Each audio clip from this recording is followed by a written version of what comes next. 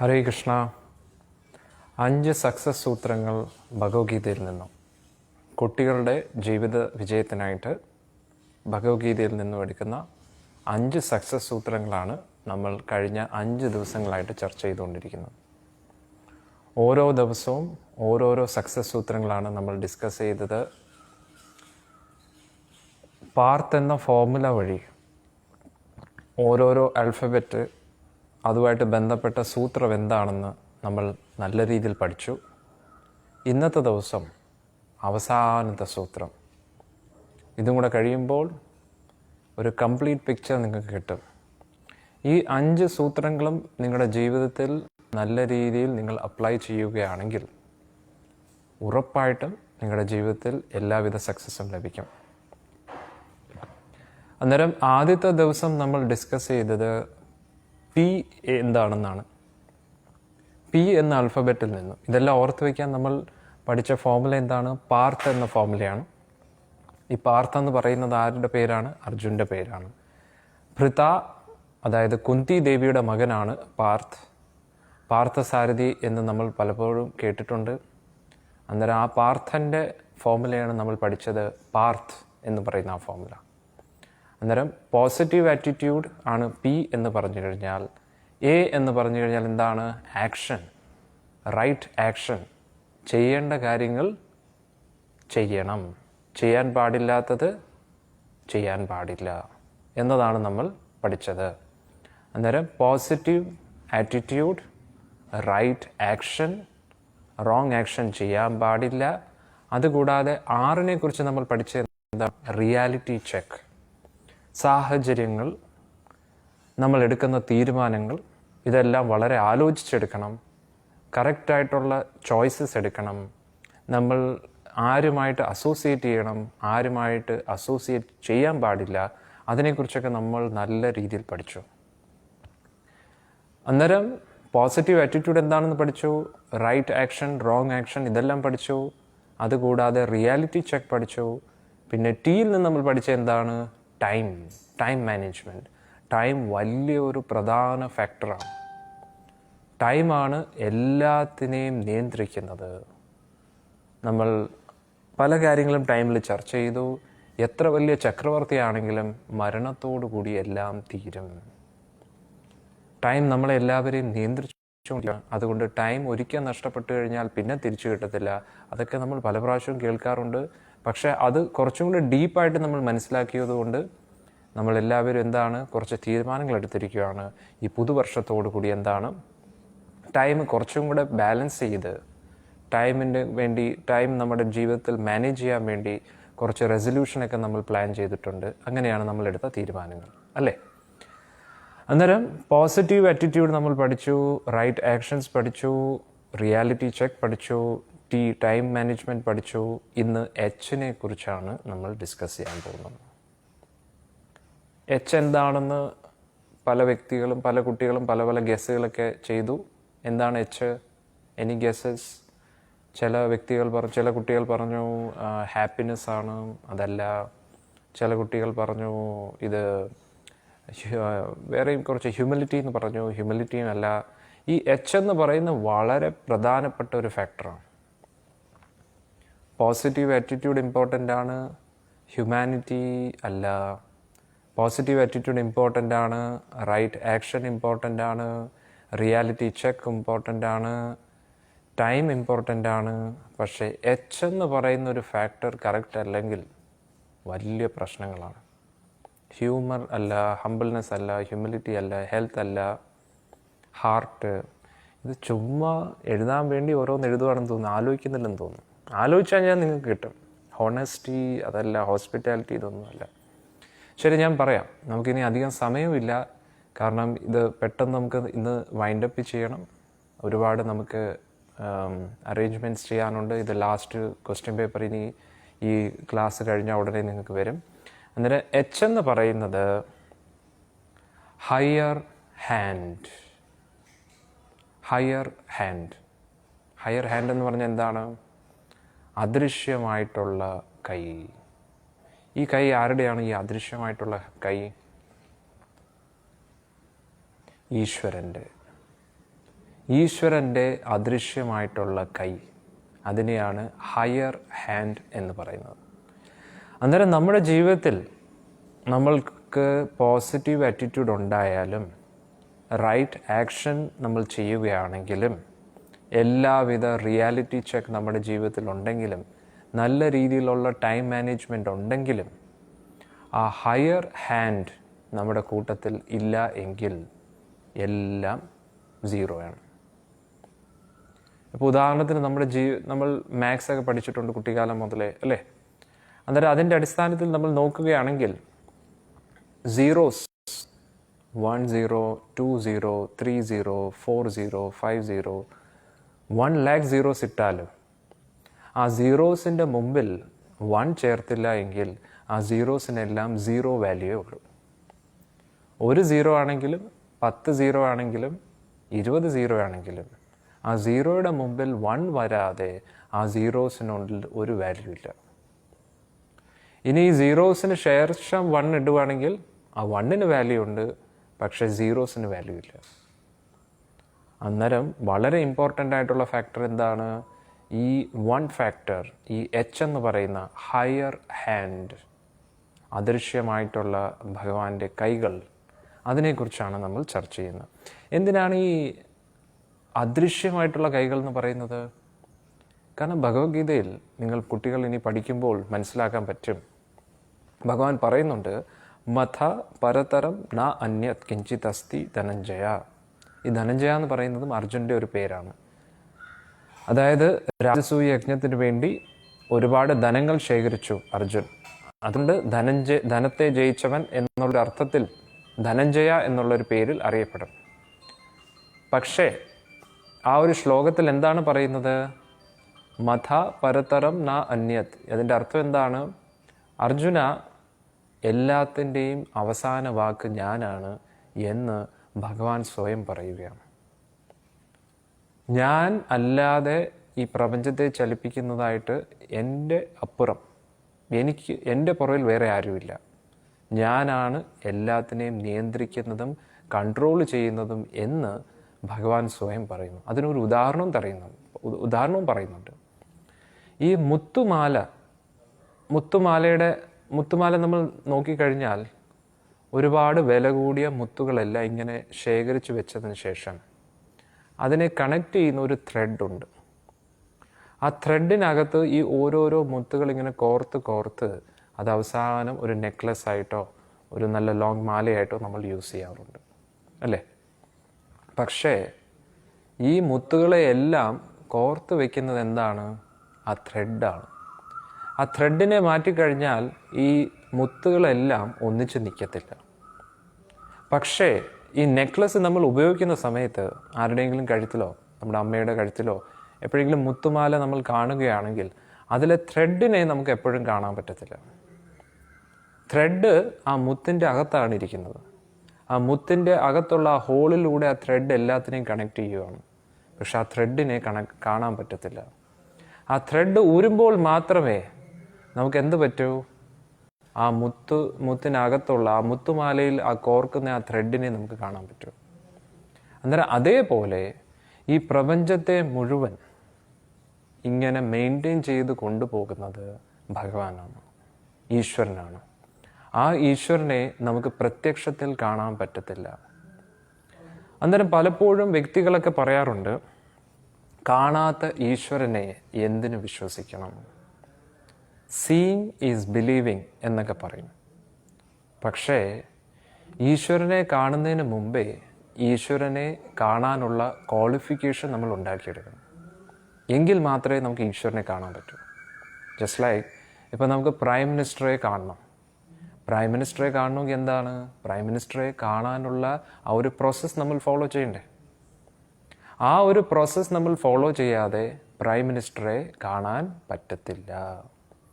ഇനി ഭഗവാൻ എവിടെയാണ് ഇരിക്കുന്നത് അതൊക്കെ നമ്മൾ മനസ്സിലാക്കുന്നതിന് മുമ്പേ, ഭഗവാൻ ആരാണ് എന്ന് മനസ്സിലാക്കുന്നതിന് മുമ്പേ ആദ്യം നമ്മൾ കുറച്ച് നമ്മുടെ ചുറ്റുമുള്ള പ്രകൃതിയൊക്കെ ഒന്ന് നിരീക്ഷിക്കണം. എന്താണ് നമ്മൾ ഒബ്സർവ് ചെയ്യുന്നതെന്ന് വെച്ച് കഴിഞ്ഞാൽ, ഒരിക്കൽ ഒരു അച്ഛൻ നല്ല ഈശ്വര വിശ്വാസിയായിരുന്നു. അമ്പലത്തിലൊക്കെ പോവുകയായിരുന്നു. എല്ലാ രീതിയിലും നല്ലൊരു ദൈവവിശ്വാസിയായിരുന്നു. പക്ഷേ കുറേ കാലം കഴിഞ്ഞപ്പോൾ എന്തായി, അദ്ദേഹത്തിൻ്റെ ജീവിതത്തിൽ ഒരുപാട് ബുദ്ധിമുട്ടുകളൊക്കെ വന്നു, ഒരുപാട് തടസ്സങ്ങളൊക്കെ വന്നു. അന്നേരം അദ്ദേഹം വിചാരിച്ചു, അദ്ദേഹത്തിൻ്റെ ജീവിതത്തിൽ ഒരുപാട് ഫെയിലിയറൊക്കെ വന്നു. അന്നേരം ഇങ്ങനെ ഒരുപാട് ഫെയിലിയറൊക്കെ വന്നപ്പോൾ അദ്ദേഹം വിചാരിച്ചെന്താണെന്നറിയോ, ഇങ്ങനെ ഞാൻ ഈശ്വരനെ വിചാരിക്കുന്നുകൊണ്ടും ഈശ്വര പ്രാർത്ഥനയിൽ ഇരിക്കുന്നത് കൊണ്ടുമാണ് ഇങ്ങനെ തടസ്സങ്ങളൊക്കെ വരുന്നത്. അതുകൊണ്ട് ഞാൻ എന്ത് ചെയ്യാം, നിരീശ്വരവാദത്തിലേക്ക് പോവാം. അന്നേരം ഏതാണ്ട് അതേ സമയത്താണ് അദ്ദേഹത്തിനൊരു കുട്ടി ജനിക്കുകയും. അന്നേരം അദ്ദേഹം വിചാരിച്ചു, എൻ്റെ കുട്ടിക്കും ഈശ്വര വിശ്വാസത്തെക്കുറിച്ച് ഒന്നും പറഞ്ഞു കൊടുക്കത്തില്ല.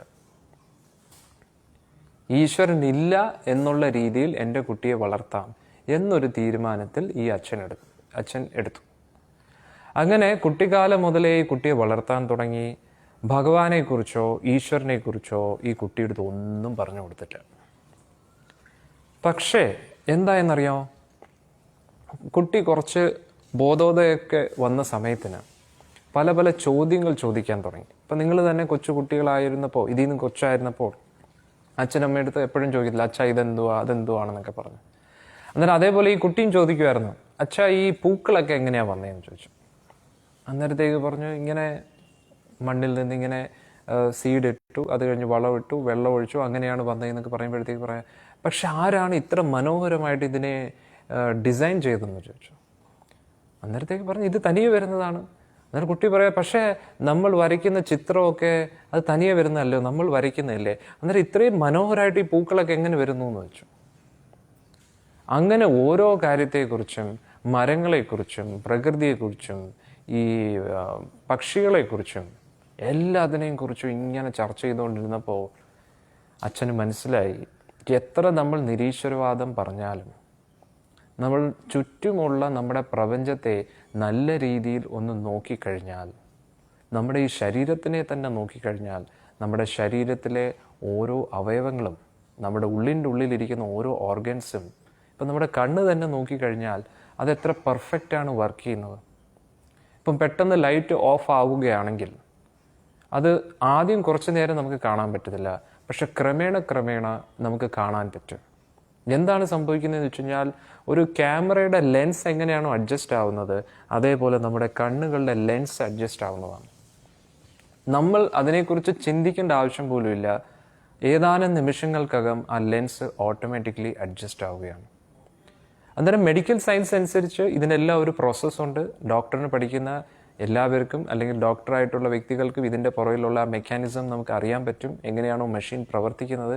പക്ഷേ നമ്മൾ ആലോചിച്ച് നോക്കണം, അത്രയ്ക്ക് പെർഫെക്റ്റ് ആയിട്ടുള്ളൊരു മെഷീനാണെങ്കിൽ ആ മെഷീൻ്റെ പുറവെ ഒരു സയൻറ്റിസ്റ്റ് അതിൻ്റെ പുറവെ കാണത്തില്ലേ?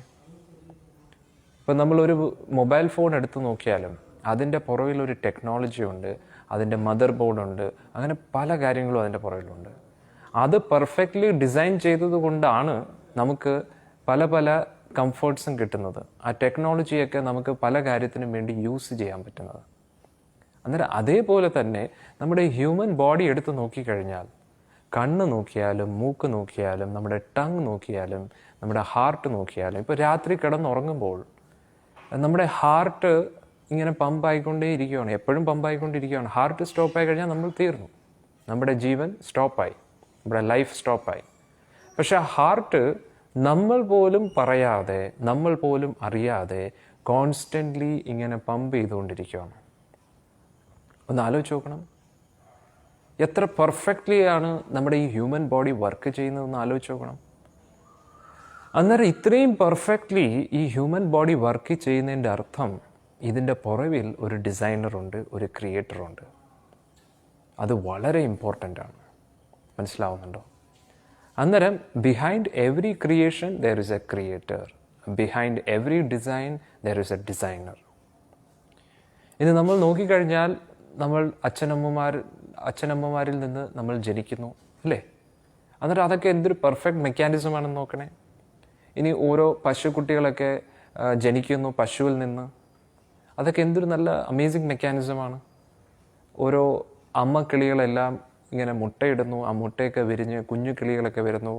അങ്ങനെ പ്രകൃതിയിൽ നമ്മൾ നോക്കിക്കഴിഞ്ഞാൽ ഒരു മെക്കാനിസം കാണാം, ഒരു പെർഫെക്റ്റ് ഒരു ബ്രെയിൻ അതിൻ്റെ പുറകിൽ നമ്മൾ നോക്കിക്കഴിഞ്ഞാൽ നമുക്ക് കാണാൻ പറ്റും. എല്ലാത്തിനും അതിൻ്റേതായിട്ടുള്ള ഒരു പെർഫെക്ഷൻ ഉണ്ട്. അന്നേരം ഇതിൽ നിന്ന് നമുക്ക് മനസ്സിലാക്കാൻ പറ്റും, തീർച്ചയായിട്ടും ഇതിൻ്റെ പുറകിൽ ഒരു വ്യക്തിയുണ്ട്. ഇപ്പോൾ ഉദാഹരണത്തിന് നമ്മൾ പ്ലാനറ്റ്സിനെ നോക്കിക്കോ, സ്റ്റാർസിനെ നോക്കിക്കോ. നമ്മൾ സയൻസിൽ പഠിക്കുന്നുണ്ട്, ഈ പ്ലാനറ്റ്സ് എല്ലാം കറക്റ്റ് ഓർബിറ്റിൽ ഇങ്ങനെ കറങ്ങിക്കൊണ്ടിരിക്കുകയാണ്. ഇപ്പോൾ ഉദാഹരണത്തിന് സൂര്യനും നമ്മുടെ ഭൂമിയായിട്ടുള്ള ഡിസ്റ്റൻസ് ഇത്ര ഒരു പർട്ടിക്കുലർ മെഷർമെൻ്റ് ഉണ്ട്. ഈ സൂര്യൻ്റെ അടുത്തേക്ക് പോയി കഴിഞ്ഞു കഴിഞ്ഞാൽ എന്താവും? ഭൂമി കത്തിപ്പോവും. ഭൂമി സൂര്യനിൽ നിന്ന് ദൂരെ പോയി കഴിഞ്ഞാൽ ഫുൾ ഒരു ഐസ് കൊണ്ട് നിറയും. അന്നേരം ഇപ്പോൾ നിൽക്കുന്ന ആ ഒരു ഡിസ്റ്റൻസ് അത് കറക്റ്റായിട്ട് മെയിൻറ്റെയിൻ ചെയ്തു പോകണമെങ്കിൽ അത് എങ്ങനെയാണ് സാധ്യമായിട്ട് വരുന്നത്? അതിൻ്റെ പുറകിൽ ഒരു അദൃശ്യ ശക്തിയുണ്ട്. ഇപ്പോൾ ഉദാഹരണത്തിന് ക്ഷമിക്കണം, ഇടയ്ക്ക് ഇൻ്റർനെറ്റിൻ്റെ കണക്ഷൻ ഇഷ്യൂസായി, ഇപ്പം കറക്റ്റായി. അന്നേരം എത്ര നമ്മൾ എങ്ങനെ നമ്മൾ ആലോചിച്ച് നോക്കിയാലും ആ ഒരു ഹയർ ഹാൻഡ് ഈ പ്രപഞ്ചത്തെ ചലിപ്പിക്കുന്നുണ്ട്, കൺട്രോൾ ചെയ്യുന്നുണ്ട്, മാനേജ് ചെയ്യുന്നുണ്ട്. അന്നേരം ഇതൊക്കെ നമ്മൾ എപ്പോഴും ഓർത്തിരിക്കണം. അന്നേരം നമ്മൾ നമ്മുടെ ചുരുങ്ങിയ ജീവിതത്തിലുള്ള കാര്യങ്ങളെക്കുറിച്ച് മാത്രം ചിന്തിക്കുന്നു. പക്ഷേ ഇതിൻ്റെ പുറകിൽ എന്താണ്? ഒരു വലിയ അദൃശ്യമായിട്ടുള്ള പവർഫുൾ ഹാൻഡ് പ്രവർത്തിക്കുന്നുണ്ട്. അന്നേരം നമ്മുടെ ജീവിതത്തിൽ സക്സസ്സിനും അതിൽ എല്ലാവിധ വിജയവും ലഭിക്കണമെങ്കിൽ നമ്മുടെ ഭാഗത്തു നിന്നുള്ള എല്ലാ എഫേർട്സും വേണം. അതുകൂടാതെ ഈ ഹയർ ഹാൻഡും പ്രവർത്തിക്കണം. അന്നേരം നമ്മൾ ഇപ്പോൾ ചർച്ച ചെയ്ത ഇത് വെച്ച് നമുക്ക് മനസ്സിലായി, തീർച്ചയായിട്ടും ഒരു അദൃശ്യ കൈകൾ ഉണ്ട്. ഇനി നമ്മൾ നോക്കേണ്ടത് ഇത് ആരാണ് എന്നാണ്. അന്നേരം പല പല റിലീജിയൻസും ഈശ്വരനെക്കുറിച്ച് പല പല കാര്യങ്ങളും പറയാനുണ്ട്. അന്നേരം ഇതൊക്കെ നമുക്ക് കേൾക്കുമ്പോൾ നമുക്ക് ചിലപ്പം കോൺട്രാഡിക്ഷനായിട്ട് തോന്നാം. ഇതെന്താ ഈ റിലീജിയനിൽ അങ്ങനെ പറയുന്നത്, ആ റിലീജിയനിൽ ഇങ്ങനെ പറയുന്നത്? പക്ഷേ ഇതൊക്കെ കണക്ട് ചെയ്ത് നോക്കുകയാണെങ്കിൽ ദർ ഇസ് നോ കോൺട്രഡിക്ഷൻ. ഇതിൽ വ്യത്യാസമില്ല. നല്ല രീതിയിൽ ആലോചിച്ച് നോക്കുകയാണെങ്കിൽ, നല്ല രീതിയിൽ ഏത് മതത്തിൻ്റെ ഗ്രന്ഥങ്ങൾ നമ്മൾ പഠിച്ചു നോക്കിയാലും അതിലെല്ലാ കാര്യങ്ങളും വളരെ വ്യക്തമായിട്ട് പറയുകയാണ്. ഇപ്പോൾ ഉദാഹരണത്തിന് നമ്മൾ ക്രിസ്ത്യാനിറ്റിയുടെ ബൈബിൾ തന്നെ എടുത്ത് നോക്കുകയാണെങ്കിൽ അതിൽ യേശു ക്രിസ്തു പറയുന്നത് എന്താണ്? ഞാൻ ഈശ്വരൻ്റെ പുത്രനാണെന്നാണ് പറയുന്നത്. I am the son of God എന്നാണ് പറയുന്നത്. നമ്മളെല്ലാവരും അദ്ദേഹത്തിൻ്റെ മക്കളാണെന്നും അദ്ദേഹം വളരെ ക്ലിയർ ആയിട്ട് പറയുന്നുണ്ട്. അദ്ദേഹം യഥാർത്ഥത്തിൽ എവിടെയാണ്? അച്ഛൻ ഇരിക്കുന്നത് ഹയർ പ്ലാനറ്റ്സിലാണ്, നമ്മൾ ഇവിടെയാണ് ഇരിക്കുന്നത്. നമ്മൾ നല്ല രീതിയിൽ പ്രവർത്തികൾ ചെയ്യുകയാണെങ്കിൽ നമുക്ക് അവിടെ പോകാം. ദുഷ്പ്രവർത്തികൾ ചെയ്തു കഴിഞ്ഞാൽ അതിനുള്ള ഫലം നമ്മൾ അനുഭവിക്കണം. എല്ലാവരെയും നമ്മൾ സ്നേഹിക്കണം, തന്നെ പോലെ തന്നെ തൻ്റെ അയൽവാസികളെയും സ്നേഹിക്കണം. അങ്ങനെയുള്ള നല്ല മോറൽ വാല്യൂസും പ്രിൻസിപ്പിൾസുമാണ് അദ്ദേഹം പഠിപ്പിച്ചിട്ടുള്ളത്. അദ്ദേഹം വളരെ ക്ലിയർ ആയിട്ട് പറഞ്ഞു, നമ്മളെല്ലാം ഈശ്വരൻ്റെ മക്കളാണെന്ന് പറഞ്ഞു. ഈശ്വരനെക്കുറിച്ചുള്ള ഡിസ്ക്രിപ്ഷൻ കൂടുതൽ അദ്ദേഹം പറഞ്ഞില്ല. എന്തുകൊണ്ട്? ആ ഒരു ബൈബിൾ കൊടുക്കാനുള്ള സാഹചര്യം അങ്ങനത്തെ സാഹചര്യമായിരുന്നു. അതിനെക്കുറിച്ച് ജീസസ് ക്രൈസ്റ്റ് അന്നേരം പറഞ്ഞു, എനിക്ക് ഒരുപാട് കാര്യങ്ങൾ നിങ്ങളോട് ഷെയർ ചെയ്യണമെന്നുണ്ട്, പക്ഷേ ഇപ്പോൾ അതിന് സമയമായിട്ടില്ല, നിങ്ങൾ അതിന് പ്രാപ്തരായിട്ടില്ല എന്ന് വളരെ ക്ലിയർ ആയിട്ട് ബൈബിളിൽ പറയുന്നുണ്ട്. ഇനി മുഹമ്മദ് നബി ആയാലും ഖുറാൻ അദ്ദേഹം പറഞ്ഞു പ്രവാചകനാണെന്ന് പറയുന്നുണ്ട്. അദ്ദേഹം വളരെ ക്ലിയർ ആയിട്ട് പറയുന്നുണ്ട്, ഞാൻ പ്രവാചകനാണ്, ഈശ്വരൻ്റെ പ്രവാചകനാണ്, അള്ളാഹുവിൻ്റെ പ്രവാചകനാണെന്ന് പറയുന്നു. അള്ളാഹു എന്ന വാക്കിൻ്റെ അർത്ഥം എന്താണ്? ഏറ്റവും സർവശക്തനായിട്ടുള്ള ഈശ്വരൻ എന്നാണ് അതിൻ്റെ അർത്ഥം. അന്നേരം ഏതൊരു മതം എടുത്തു നോക്കിക്കഴിഞ്ഞാലും തമ്മി വ്യത്യാസം ഇല്ല. മനസ്സിലാവുന്നുണ്ടോ?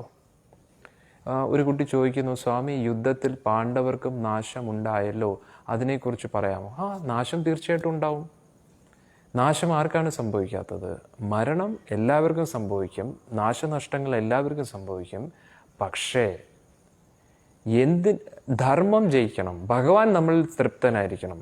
ഇപ്പോൾ ഉദാഹരണത്തിന് എന്തിനു വേണ്ടിയായിരുന്നു ഈ യുദ്ധമെല്ലാം ചെയ്തത്? ധർമ്മം ജയിക്കാൻ വേണ്ടിയായിരുന്നു. ഇപ്പോൾ ദുര്യോധനെ പോലെ അധർമ്മികളായിട്ടുള്ളവർ ഭരിച്ചിരുന്നെങ്കിൽ സാധാരണക്കാർക്ക് ഒരു നീതി പോലും കിട്ടത്തില്ലായിരുന്നു. അന്നേരം അവിടെ ഒരു ഉദ്ദേശം പാണ്ഡവർക്ക് വേണ്ടി മാത്രമല്ല യുദ്ധം നടന്നത്, ധർമ്മത്തെ സ്ഥാപിക്കാൻ വേണ്ടിയാണ്. സമൂഹത്തിലുള്ള എല്ലാവർക്കും അതിന് അനുയോജ്യമായിട്ടുള്ള ഒരു റൂളർ, ഒരു രാജാവിനെ ലഭിക്കാൻ വേണ്ടി, ആർക്കെതിരെയും അനീതി അധർമ്മം ചെയ്യാത്ത ഒരു ആൾ ഭരിക്കണം എന്ന ഉദ്ദേശത്തോടു കൂടിയാണ്. കാരണം ദ്രൗപദിയെ പോലെ പതിവ്രതയായിട്ട് ഒരു കുലസ്ത്രീക്കെതിരെയാണ് അപമാനം നടന്നത്. അന്നേരം ഒരു സാധാരണ സ്ത്രീക്ക് എന്ത് റെസ്പെക്റ്റ് ആയിരിക്കും കൗരവർ കൊടുക്കുന്നത്? അന്നേരം ഇതൊക്കെ കാൽക്കുലേറ്റ് ചെയ്തിട്ടാണ് ഭഗവാൻ പറഞ്ഞത് യുദ്ധം അനിവാര്യമാണ്. നാശനഷ്ടങ്ങൾ ഉണ്ടാവും. ഇപ്പോൾ ഉദാഹരണത്തിന് നമ്മുടെ രാജ്യത്തിലും പല അയൽ രാജ്യങ്ങളിൽ നിന്ന് അറ്റാക്ക് വരും. ആ അറ്റാക്ക് ചെയ്യുന്ന സമയത്ത് നമ്മളെ സംരക്ഷിക്കേണ്ടത് നമ്മുടെ കർത്തവ്യമാണ്. അന്നേരം നമ്മുടെ ബോർഡറിൽ നിൽക്കുന്ന സോൾജേഴ്സ് എല്ലാം ഫൈറ്റ് ചെയ്യും. അതവരുടെ ധർമ്മമാണ്. ആ സമയത്ത് എന്താണ്, രണ്ട് സൈഡിൽ നിന്നും യുദ്ധം നടക്കും. യുദ്ധം നടക്കുമ്പോൾ എന്താണ്, then why are people fighting over religion if the God himself told love your beloved?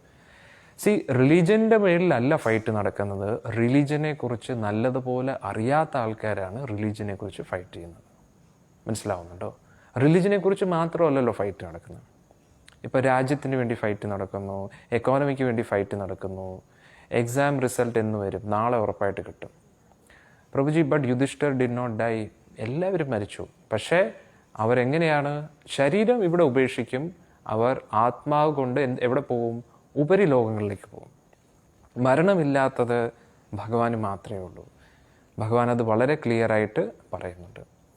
അതുകൊണ്ട് ഇത് പറയുന്നു, then why are people fight, അത് ഞാൻ ഇപ്പം പറഞ്ഞു. But pope is secular. Secular, യഥാർത്ഥ സെക്യുലറിസം എന്ന് പറഞ്ഞാൽ എന്താണെന്നറിയാം? എല്ലാ റിലീജിയനെയും ഒരേപോലെ കാണണം എന്ന് മാത്രമല്ല, എല്ലാ റിലീജിയൻ്റെയും അന്തിമമായിട്ടുള്ള റിയാലിറ്റി എന്താണെന്ന് മനസ്സിലാക്കിയിരിക്കണം, സാരാംശം എന്താണെന്ന് മനസ്സിലാക്കിയിരിക്കണം.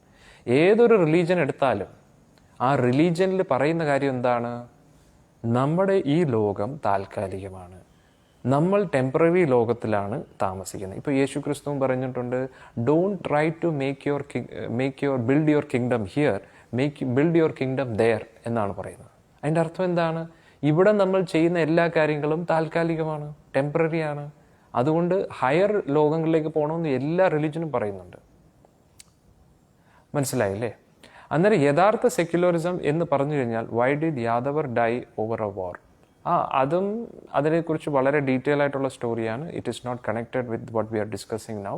അതുകൊണ്ട് നമുക്ക് അതൊരു വേറൊരു സാഹചര്യത്തിൽ ചർച്ച ചെയ്യാം. അല്ലെങ്കിൽ മഹാഭാരതം മുഴുവൻ കഥകളായിട്ട് പറയേണ്ടി വരും. ഇനി മഹാഭാരതത്തെക്കുറിച്ച് നിങ്ങൾ കുട്ടികൾക്ക് വേണ്ടി നല്ല സ്റ്റോറീസൊക്കെ ആയിട്ട് നമ്മളൊരു സീരീസ് ഇറക്കാം. അന്നേരം ആ കോഴ്സിൽ നമുക്കിതൊക്കെ ചർച്ച ചെയ്യാം. ഓക്കെ, വളരെ ഡീറ്റെയിലും വളരെ ഇൻട്രസ്റ്റിംഗ് ആണ് മഹാഭാരതം. നിങ്ങൾക്ക് വളരെ ഇഷ്ടപ്പെടും. ഒരുപാട് കാര്യങ്ങൾ നമുക്ക് ചർച്ച ചെയ്യാൻ പറ്റും. ഇപ്പോൾ ഉദാഹരണം നമ്മൾ നോക്കിക്കഴിഞ്ഞാൽ, ഇപ്പോൾ മുഴുവൻ ഭഗവത്ഗീത പോലും നമ്മൾ ചർച്ച ചെയ്തില്ല. ഭഗവത്ഗീതയിൽ നിന്ന് വളരെ സ്പെഷ്യലായിട്ടുള്ള 5 സൂത്രങ്ങൾ മാത്രമേ ചർച്ച ചെയ്തുള്ളൂ. Krishna, even if he dies in the war you will win at heaven. Why is it so? കാരണം അത് ധർമ്മയുദ്ധമായതുകൊണ്ട്. വേദിക് കോഴ്സ് ഉണ്ടാകുന്നുണ്ടോ? യെസ്, എല്ലാം നമുക്ക് ചെയ്യാം. ഇനി മുതൽ നമ്മൾ തമ്മിൽ നല്ല ക്ലോസ് ഫ്രണ്ട്സ് അല്ലേ? ഇനി സ്വർഗത്തിലൂടെ പോയി വിത്ത് ഡോഗ് റൈറ്റ്, അതൊക്കെ ഉണ്ട്. അതൊക്കെ നമ്മളെ പഠിപ്പിച്ചു തരാൻ വേണ്ടിയാണ്. എനിവേ, ഇനി നമുക്ക് ഇതിലോട്ട് കിടക്കാം, അല്ലെങ്കിൽ ഇന്നത്തെ ടോപ്പിക് തീരത്തില്ല. ഓക്കെ, ഇതെല്ലാം നമുക്ക് ഡിസ്കസ് ചെയ്യാം. അന്നേരം ഈ ഹയർ ഹാൻഡ് വളരെ ഇമ്പോർട്ടൻ്റ് ആണ്. അന്നേരം ഇപ്പോൾ ഞാൻ പറഞ്ഞു, യേശു ക്രിസ്തുവും പറയുന്നത് എന്താണ്? ഞാൻ ദൈവപുത്രനാണെന്നാണ് പറയുന്നത്. അന്നേരം ഈശ്വരനെ കുറിച്ചുള്ള ഒരു ഡിസ്ക്രിപ്ഷൻ അവിടെ അദ്ദേഹത്തിന് കൊടുക്കാൻ പറ്റിയില്ല. കാരണം അതിനുള്ള സാഹചര്യം കിട്ടിയില്ല. അതിന് യോഗ്യരായിട്ടുള്ള ആൾക്കാരല്ല അദ്ദേഹത്തിൻ്റെ മുമ്പിൽ നിന്നത് എന്ന് അദ്ദേഹം പറഞ്ഞു. ഒരുപാട് കാര്യങ്ങൾ എനിക്ക് പറയാനുണ്ട്, പക്ഷേ എന്താണ്, ഇപ്പോൾ നിങ്ങൾ അത് കേൾക്കാനുള്ള പ്രാപ്തി നിങ്ങൾക്കില്ല എന്ന് പറഞ്ഞു. ഇനി മുഹമ്മദ് നബിയും പറയുന്നുണ്ട്, എന്താണ്?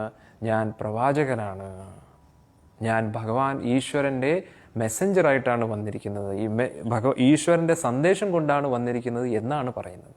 മനസ്സിലായില്ലേ? അന്നേരം ഏതൊരു മതം എടുത്താലും അതിൽ തമ്മിൽ വ്യത്യാസമില്ല. പക്ഷേ ഈ മതത്തെക്കുറിച്ച് പ്രോപ്പർലി നമ്മൾ പഠിക്കാതെ അതിൻ്റേതായിട്ടുള്ള ഒരു ഫാനറ്റിക്കൽ അപ്രോച്ചിലോട്ട് പോകുമ്പോഴാണ് പ്രശ്നം. ഇപ്പോൾ ഉദാഹരണം ഞാൻ പറയാം. ഇപ്പോൾ സിനിമ നോക്കിക്കഴിഞ്ഞാൽ ഒരുപാട് നടന്മാർ നമ്മുടെ നാട്ടിലുണ്ട്. മോഹൻലാലുണ്ട്, മമ്മൂട്ടിയുണ്ട്, സുരേഷ് ഗോപിയുണ്ട്, പൃഥ്വിരാജുണ്ട്, അല്ലേ, ഉണ്ണി മുകുന്ദനുണ്ട്. ഇങ്ങനെ ഒരുപാട് നടന്മാരുണ്ട്. ഇവർക്ക് എല്ലാവർക്കും എന്താണ് ഫാൻസ് അസോസിയേഷൻ ഉണ്ട്.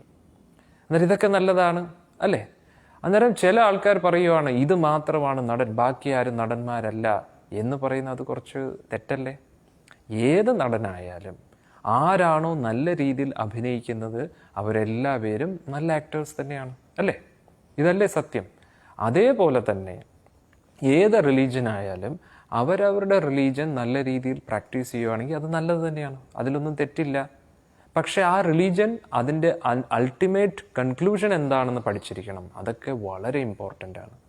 പക്ഷെ പലപ്പോഴും ഇതൊന്നും പഠിക്കാതെ ഞാൻ ഈ റിലീജിയൻ, നിങ്ങൾ ഈ റിലീജിയൻ എന്ന് പറഞ്ഞ് അടിക്കുന്നത് അതൊരു ബുദ്ധിശൂന്യതയാണ്. ആക്ച്വലി യഥാർത്ഥത്തിൽ റിലീജിയൻ തമ്മിൽ ഒരു വ്യത്യാസമില്ല.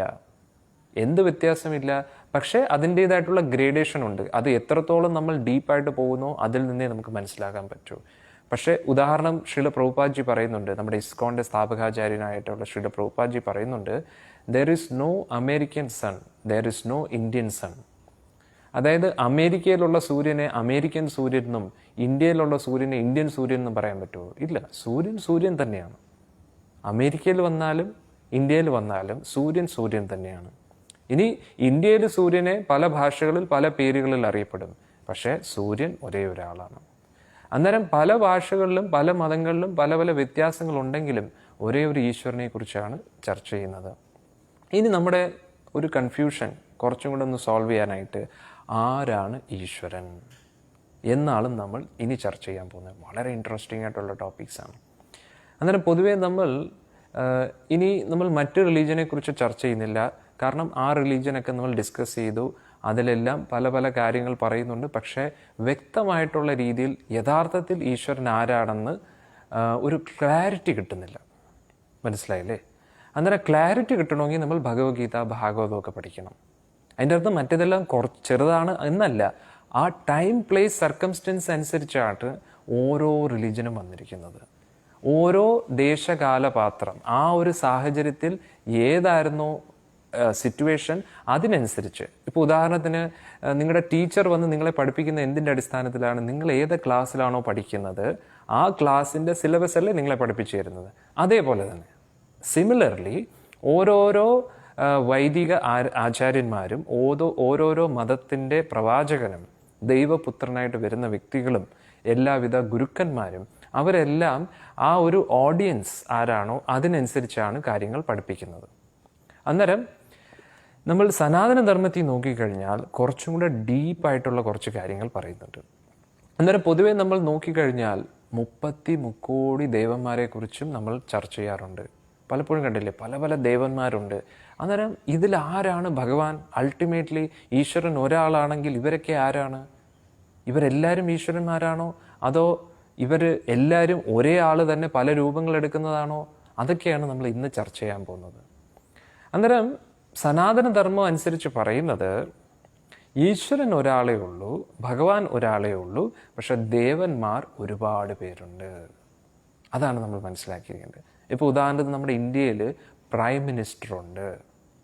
പ്രൈം മിനിസ്റ്ററിൻ്റെ താഴെ ഒരുപാട് ചീഫ് മിനിസ്റ്റേഴ്സ് ഉണ്ട്, ഒരുപാട് ക്യാബിനറ്റ് മിനിസ്റ്റേഴ്സ്, അങ്ങനെ ഒരുപാട് മിനിസ്ട്രീസ് ഉണ്ട്.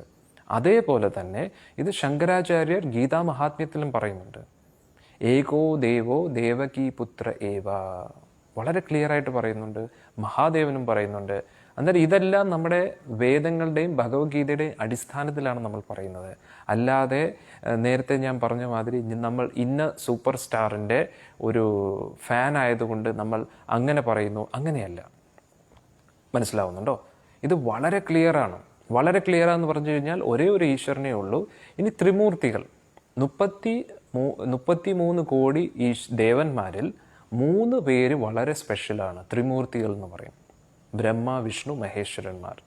അന്നേരം ബ്രഹ്മദേവനാണ് ക്രിയേഷൻ നടത്തുന്നതും വിഷ്ണുവാണ് അതിനെ മെയിൻറ്റെയിൻ ചെയ്യുന്നതും ഇനി മഹാദേവനാണ് അതിനെ സംഹരിക്കുന്നതും. മനസ്സിലായില്ലേ? അന്നേരം ഇവർ 3 പേരുമാണ് ഈ ഒരു മാനേജ്മെൻറ്റ് എടുക്കുന്നത്. അന്നേരം ഇതിൽ വിഷ്ണു ആരാണെന്ന് നമ്മൾ കുറച്ചും കൂടെ ക്ലാരിറ്റിയോടുകൂടി മനസ്സിലാക്കിയിരിക്കണം.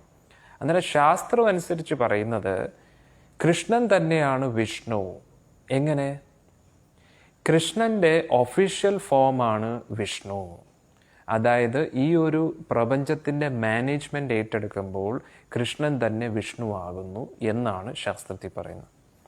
ഇതൊക്കെ നിങ്ങൾക്ക് കേൾക്കുമ്പോൾ കൺഫ്യൂസിംഗ് ആയിട്ട് തോന്നും, പക്ഷേ വളരെ ശ്രദ്ധയോട് കൂടി കേട്ട് കഴിഞ്ഞാൽ നിങ്ങൾക്ക് മനസ്സിലാവും. ഇപ്പോൾ ഉദാഹരണത്തിന് നമ്മുടെ വീട്ടിൽ അച്ഛൻ വീട്ടിലിരിക്കുന്നു, ഓഫീസിലും പോകുന്നു. വീട്ടിലിരിക്കുന്ന അച്ഛൻ ഓഫീസിൽ പോകുന്നു അല്ലേ? ഓഫീസിലുള്ളപ്പോൾ അച്ഛൻ വീട്ടിലില്ല. പക്ഷെ ഭഗവാന്റെ കാര്യത്തിൽ എങ്ങനെയാണെന്നറിയോ? ഭഗവാൻ വീട്ടിലിരിക്കുമ്പോൾ ഭഗവാൻ കൃഷ്ണനും, ഓഫീസിൽ പോകുമ്പോൾ ഭഗവാൻ വിഷ്ണുവുമാണ്. ഇതാണ് കൃഷ്ണനും വിഷ്ണുവായിട്ടുള്ള വ്യത്യാസം. ഇനി പലപ്പോഴും നമ്മൾ വിചാരിക്കുന്നത് വിഷ്ണുവിൻ്റെ അവതാരമാണ് കൃഷ്ണൻ എന്നാണ് നമ്മൾ വിചാരിക്കുന്നത്. അത് കൃഷ്ണനെ അവതാരി എന്നാണ് പറയുന്നത്. ഇത് വളരെ ഡീപ്പായിട്ടുള്ളൊരു കാര്യമാണ്. കൃഷ്ണൻ വിഷ്ണുവിൻ്റെ അവതാരമല്ല, വിഷ്ണുവിൻ്റെ ഒരുപാട് അസംഖ്യം അവതാരങ്ങളുണ്ട്. ആ അവതാരങ്ങളുടെ എല്ലാം ഉദ്ഭവസ്ഥാനം കൃഷ്ണനാണെന്ന് ഭഗവത്ഗീതയിൽ തന്നെ ഇപ്പം നമ്മൾ പറഞ്ഞ ശ്ലോകല്ലേ, മഥ പരതരമന്യത്. അതുകൂടാതെ വേറെ എന്താണ് പറയുന്നത്? ശ്രീമദ് ഭാഗവത്തിലും പറയുന്നത് കൃഷ്ണസ്തു ഭഗവാൻ സ്വയം എന്ന് വളരെ ക്ലിയർ ആയിട്ട് പറയുന്നുണ്ട്. അന്നേരം എന്തുകൊണ്ടാണ് നമ്മൾ വിഷ്ണുവിൻ്റെ അവതാരമായിട്ട് കൃഷ്ണനെ കാണുന്നതെന്നറിയാമോ? കാരണം ദശാവതാര സ്തോത്രം എന്ന് പറയുന്ന ഒരു സ്തോത്രം നമ്മുടെ ജയദേവ കവികൾ, നമ്മൾ ഗുരുവായൂരൊക്കെ പോയി കഴിഞ്ഞാൽ അഷ്ടപതിയൊക്കെ ഇങ്ങനെ പാടും. അന്നേരം ഈ അഷ്ടപതിയിൽ രാധാകൃഷ്ണൻ്റെ വളരെ ഡീപ്പായിട്ടുള്ള പല കാര്യങ്ങളും ചർച്ച ചെയ്യും. അന്നേരം ഇതൊക്കെ ഒരു സാധാരണ ഗേൾഫ്രണ്ട് ബോയ്ഫ്രണ്ട് റിലേഷൻ അല്ല എന്ന് മനസ്സിലാക്കാൻ വേണ്ടി ഈ ജയദേവ കവികൾ പറഞ്ഞു, ഇത് സാധാരണ വ്യക്തിയല്ല കൃഷ്ണൻ, ഇത് ഭഗവാനാണ് എന്ന് മനസ്സിലാക്കാൻ വേണ്ടി അദ്ദേഹം ദശാവതാര സ്തോത്രം എഴുതി. അതിലെന്ത് പറഞ്ഞു? കേശവൻ നരസിംഹമായിട്ട് വന്നു, കേശവൻ മത്സ്യമായിട്ട് വന്നു, കേശവൻ ഒരു വരാഹ കൂർമ്മമായിട്ട് വന്നു. ഇങ്ങനെ ഓരോരോ അവതാരങ്ങൾ പറഞ്ഞു. പക്ഷെ ആ അവതാരങ്ങളിലൊന്നും കൃഷ്ണൻ്റെ പേര് പറയുന്നില്ല. പക്ഷെ നമ്മൾ പലപ്പോഴും ഇങ്ങനെ കേട്ട് 10 അവതാരം, അതിലെന്തായാലും കൃഷ്ണൻ കാണുമല്ലോ എന്ന് പറഞ്ഞ് നമ്മൾ അങ്ങനെ കേട്ടു വന്നതാണ് ആക്ച്വലി. പക്ഷേ 10 അവതാരങ്ങളിൽ ശാസ്ത്രമനുസരിച്ച് കൃഷ്ണൻ്റെ പേര് വരുന്നില്ല. കാരണം കേശവൻ മത്സ്യമെടുത്തു, കേശവൻ നരസിംഹമായിട്ട് വന്നു, കേശവൻ കൂർമ്മമായിട്ട് വന്നു എന്നാണ് വളരെ ക്ലിയർ ആയിട്ട് പറയുന്നത്. ഇനി അവതാരങ്ങൾ നോക്കിക്കഴിഞ്ഞാൽ 10 അവതാരം മാത്രമല്ല, നമ്മളെല്ലാവരും കേട്ട വളരെ ഫേമസ് ആയിട്ടുള്ള ശ്ലോകമാണ്. എന്താണ്? യഥാ യഥാ ഹി ധർമ്മസ്യ ഗ്ലാനിർഭവതി ഭാരത. എപ്പോഴൊക്കെയാണോ ധർമ്മത്തിന് ഗ്ലാനി സംഭവിക്കുന്നത് ആ സമയത്തെല്ലാം ഞാൻ അവതരിക്കും എന്നാണ് പറയുന്നത്. അതിൻ്റെ അർത്ഥം എന്താണ്? 10 പ്രാവശ്യം മാത്രമല്ല ഇത് നടന്നിട്ടുള്ളത്. എപ്പോഴൊക്കെ അത് സംഭവിക്കുന്നു, എപ്പോഴൊക്കെ ഈശ്വരൻ്റെ ആവശ്യമുണ്ടോ ആ സമയത്തെല്ലാം ഭഗവാൻ വരുമെന്നാണ് പറയുന്നത്. മനസ്സിലായില്ലേ? അന്നേരം കൃഷ്ണനും വിഷ്ണുവും തമ്മിലുള്ള കണക്ഷൻ എന്താണ്? ഇനി ദേവന്മാരെന്ന് പറയുന്നത് എങ്ങനെയാണ്? ഞാൻ നേരത്തെ പറഞ്ഞില്ലേ, പ്രൈം മിനിസ്റ്ററും ഉണ്ട്, മറ്റ് ദേവന്മാരും, അവരൊക്കെ മിനിസ്റ്റേഴ്സാണ്.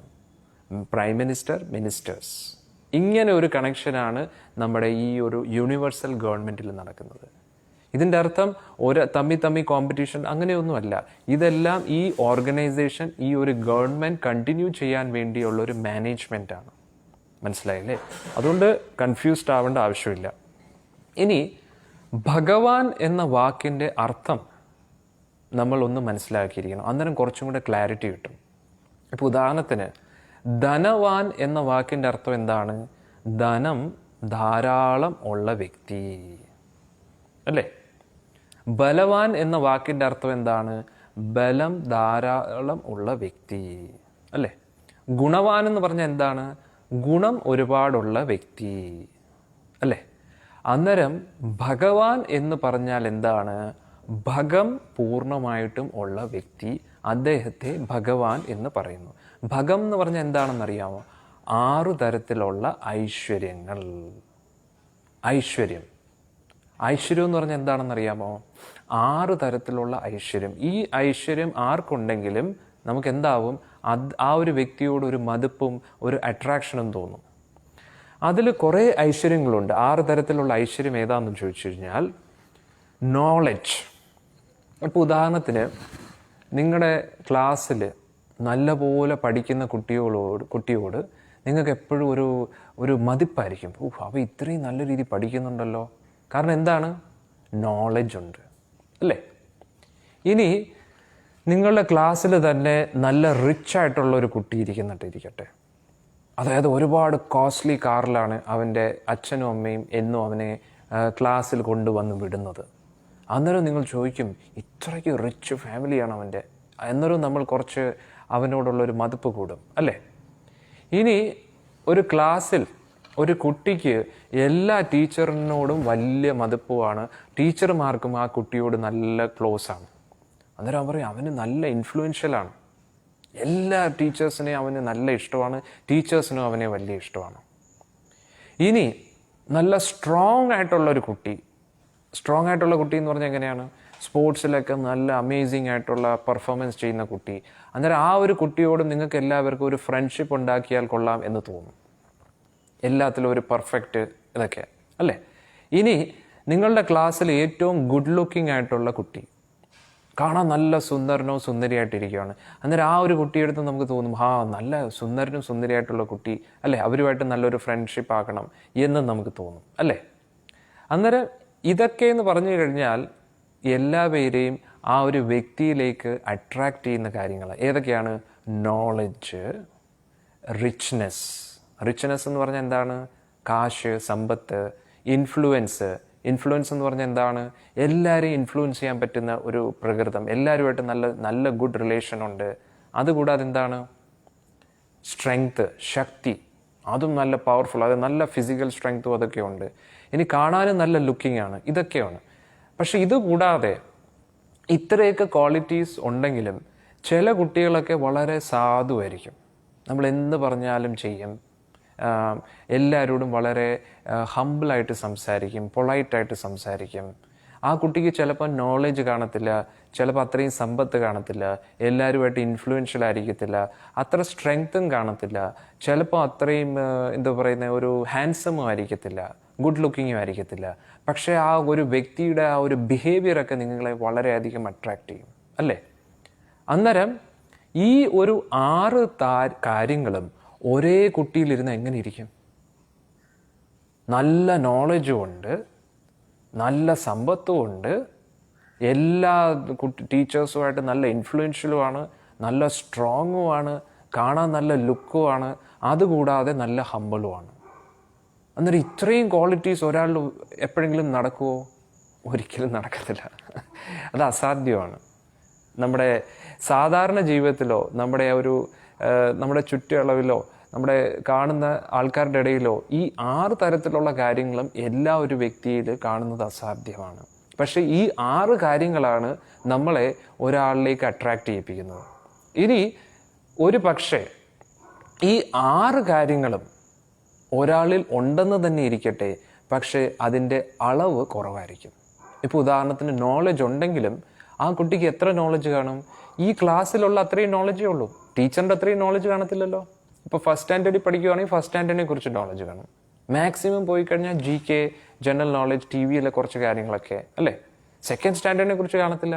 ഇനി 10th സ്റ്റാൻഡേർഡിലാന്നിരിക്കട്ടെ, എന്നാലും 11th സ്റ്റാൻഡേർഡിനെ കുറിച്ച് നോളജ് കാണത്തില്ല, ഗ്രാജുവേഷനെ കുറിച്ച് കാണത്തില്ല, അല്ലേ? എഞ്ചിനീയറിങ്, അതിൻ്റെ PhD ലെവൽ, അല്ലേ? അല്ലെങ്കിൽ പ്രിൻസിപ്പലിൻ്റെ അത്രയും നോളജ് അത്രയൊന്നുമില്ല, അല്ലേ? അന്നേരം നോളജിനും ഒരു ലിമിറ്റേഷൻസ് ഉണ്ട്. എത്രയ്ക്കാണെങ്കിലും ഒരു ലിമിറ്റിനപ്പുറം എന്താണ്? നോളജ് കിട്ടത്തില്ല. ഇനി റിച്ച്നെസ് നോക്കിക്കഴിഞ്ഞാൽ എന്താണ്? സമ്പത്ത് നോക്കിക്കഴിഞ്ഞാലും, സമ്പത്തിൻ്റെ കാര്യത്തിൽ എങ്ങനെ നോക്കിക്കഴിഞ്ഞാലും ഒരു മെർസിഡീസ് ബെൻസ് ഒക്കെ അതിലായിരിക്കും എല്ലാ ദിവസവും ക്ലാസ്സിലൊക്കെ വരുന്നത്. പക്ഷേ അതിൽ നിന്നും വലിയ ആൾക്കാരുണ്ട്, അല്ലേ? ഇപ്പോൾ നമ്മുടെ സ്കൂൾ ഏറ്റവും റിച്ചസ്റ്റ് സ്കൂളായിരിക്കത്തില്ല, ഇതിൽ നിന്നും വലിയ സ്കൂൾ കാണുമായിരിക്കും, അവിടെ പഠിക്കുന്ന കുട്ടികളുമുണ്ട്. അന്നേരം റിച്ച്നെസ്സിനും ഒരു ലിമിറ്റ് ഇല്ല. ഇനി ഇൻഫ്ലുവൻസിനും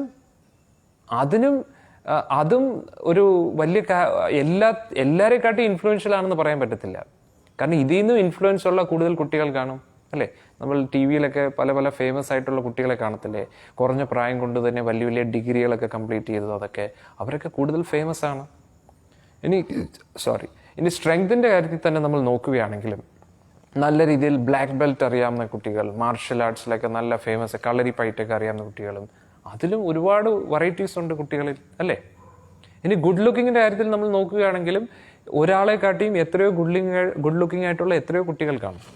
ഇനി ഗുഡ് ലുക്കിൻ്റെ കാര്യം നോക്കിക്കഴിഞ്ഞാലും ഗുഡ് ലുക്ക് എപ്പോഴും അങ്ങനെ തന്നെ നിൽക്കണമെന്നില്ല. ചിലപ്പം കുട്ടിക്കാലത്ത് നല്ല ഗുഡ് ലുക്കിംഗ് ആയിരിക്കും, പിന്നെ കുറേ കഴിയുമ്പോഴത്തേക്ക് ആ ലുക്സൊക്കെ മാറും, അല്ലേ? ഇതൊന്നും പെർമനൻ്റ് ആയിട്ട് നിൽക്കത്തില്ല. ഇനി ഹ്യൂമിലിറ്റി അതൊക്കെ നോക്കിയാലും എപ്പോഴും അങ്ങനെ നല്ലൊരു ക്വാളിറ്റി കാണണമെന്നില്ല. അന്നേരം ഞാൻ പറഞ്ഞതിൻ്റെ അർത്ഥം KRISHNA.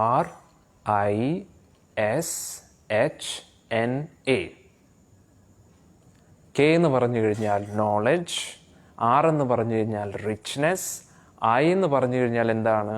ഇൻഫ്ലുവൻസ്, എസ് എന്ന് പറഞ്ഞു കഴിഞ്ഞാൽ എന്താണ്? സ്ട്രെങ്ത്, എച്ച് എന്ന് പറഞ്ഞു കഴിഞ്ഞാൽ എന്തുവാണ്? ഹാൻസം, NA എന്ന് പറഞ്ഞു കഴിഞ്ഞാൽ എന്താണ്? Not attached. ഇത്രയും ക്വാളിറ്റീസ് ഉണ്ടായാലും അതിനോട് അദ്ദേഹത്തിന് ആസക്തിയില്ല. He is not proud of it, he is still humble. അദ്ദേഹത്തിന് അത് അഭിമാനം എന്ന് പറഞ്ഞു കഴിഞ്ഞാൽ ഒരു അഹങ്കാരമൊന്നുമില്ല അദ്ദേഹത്തിന്. അദ്ദേഹം ഹംബിൾ തന്നെയാണ്. അന്നേരം ഈ ഒരു 6 ക്വാളിറ്റീസ് ഓർക്കാൻ വേണ്ടി നിങ്ങൾക്ക് ഓർത്തിരിക്കാം. KRISHNA. കെ എന്ന് പറഞ്ഞാൽ നോളജ്, ആർ എന്ന് പറഞ്ഞാൽ റിച്ച്നെസ്, ഐ എന്ന് പറഞ്ഞു കഴിഞ്ഞാൽ ഇൻഫ്ലുവൻസ്, എസ് എന്ന് പറഞ്ഞു കഴിഞ്ഞാൽ സ്ട്രെങ്ത്, എച്ച് എന്ന് പറഞ്ഞു കഴിഞ്ഞാൽ ഹാൻസം, NA എന്ന് പറഞ്ഞു കഴിഞ്ഞാൽ നോട്ട് അറ്റാച്ച്ഡ്. അറ്റാച്ച്ഡ് എന്ന് പറഞ്ഞാൽ എന്താണ്? ഇപ്പോൾ ഉദാഹരണത്തിന് ചില കാര്യങ്ങളൊക്കെ പറഞ്ഞു കഴിഞ്ഞാൽ അതിൽ നിന്ന് വിടാൻ തയ്യാറല്ല, അല്ലേ? ഇപ്പോൾ ഉദാഹരണത്തിന് നമുക്ക് ഇഷ്ടപ്പെടാത്ത ഒരു കാര്യങ്ങളൊക്കെ പറഞ്ഞു കഴിഞ്ഞാൽ നമുക്ക് ഭയങ്കര ദേഷ്യം വരികയൊക്കെ. പക്ഷെ ഭഗവാൻ അങ്ങനെയല്ല. മനസ്സിലാവുന്നുണ്ടോ? അന്നേരം ഇനി ഭഗവാന്റെ നോളജ് നോക്കിക്കേ.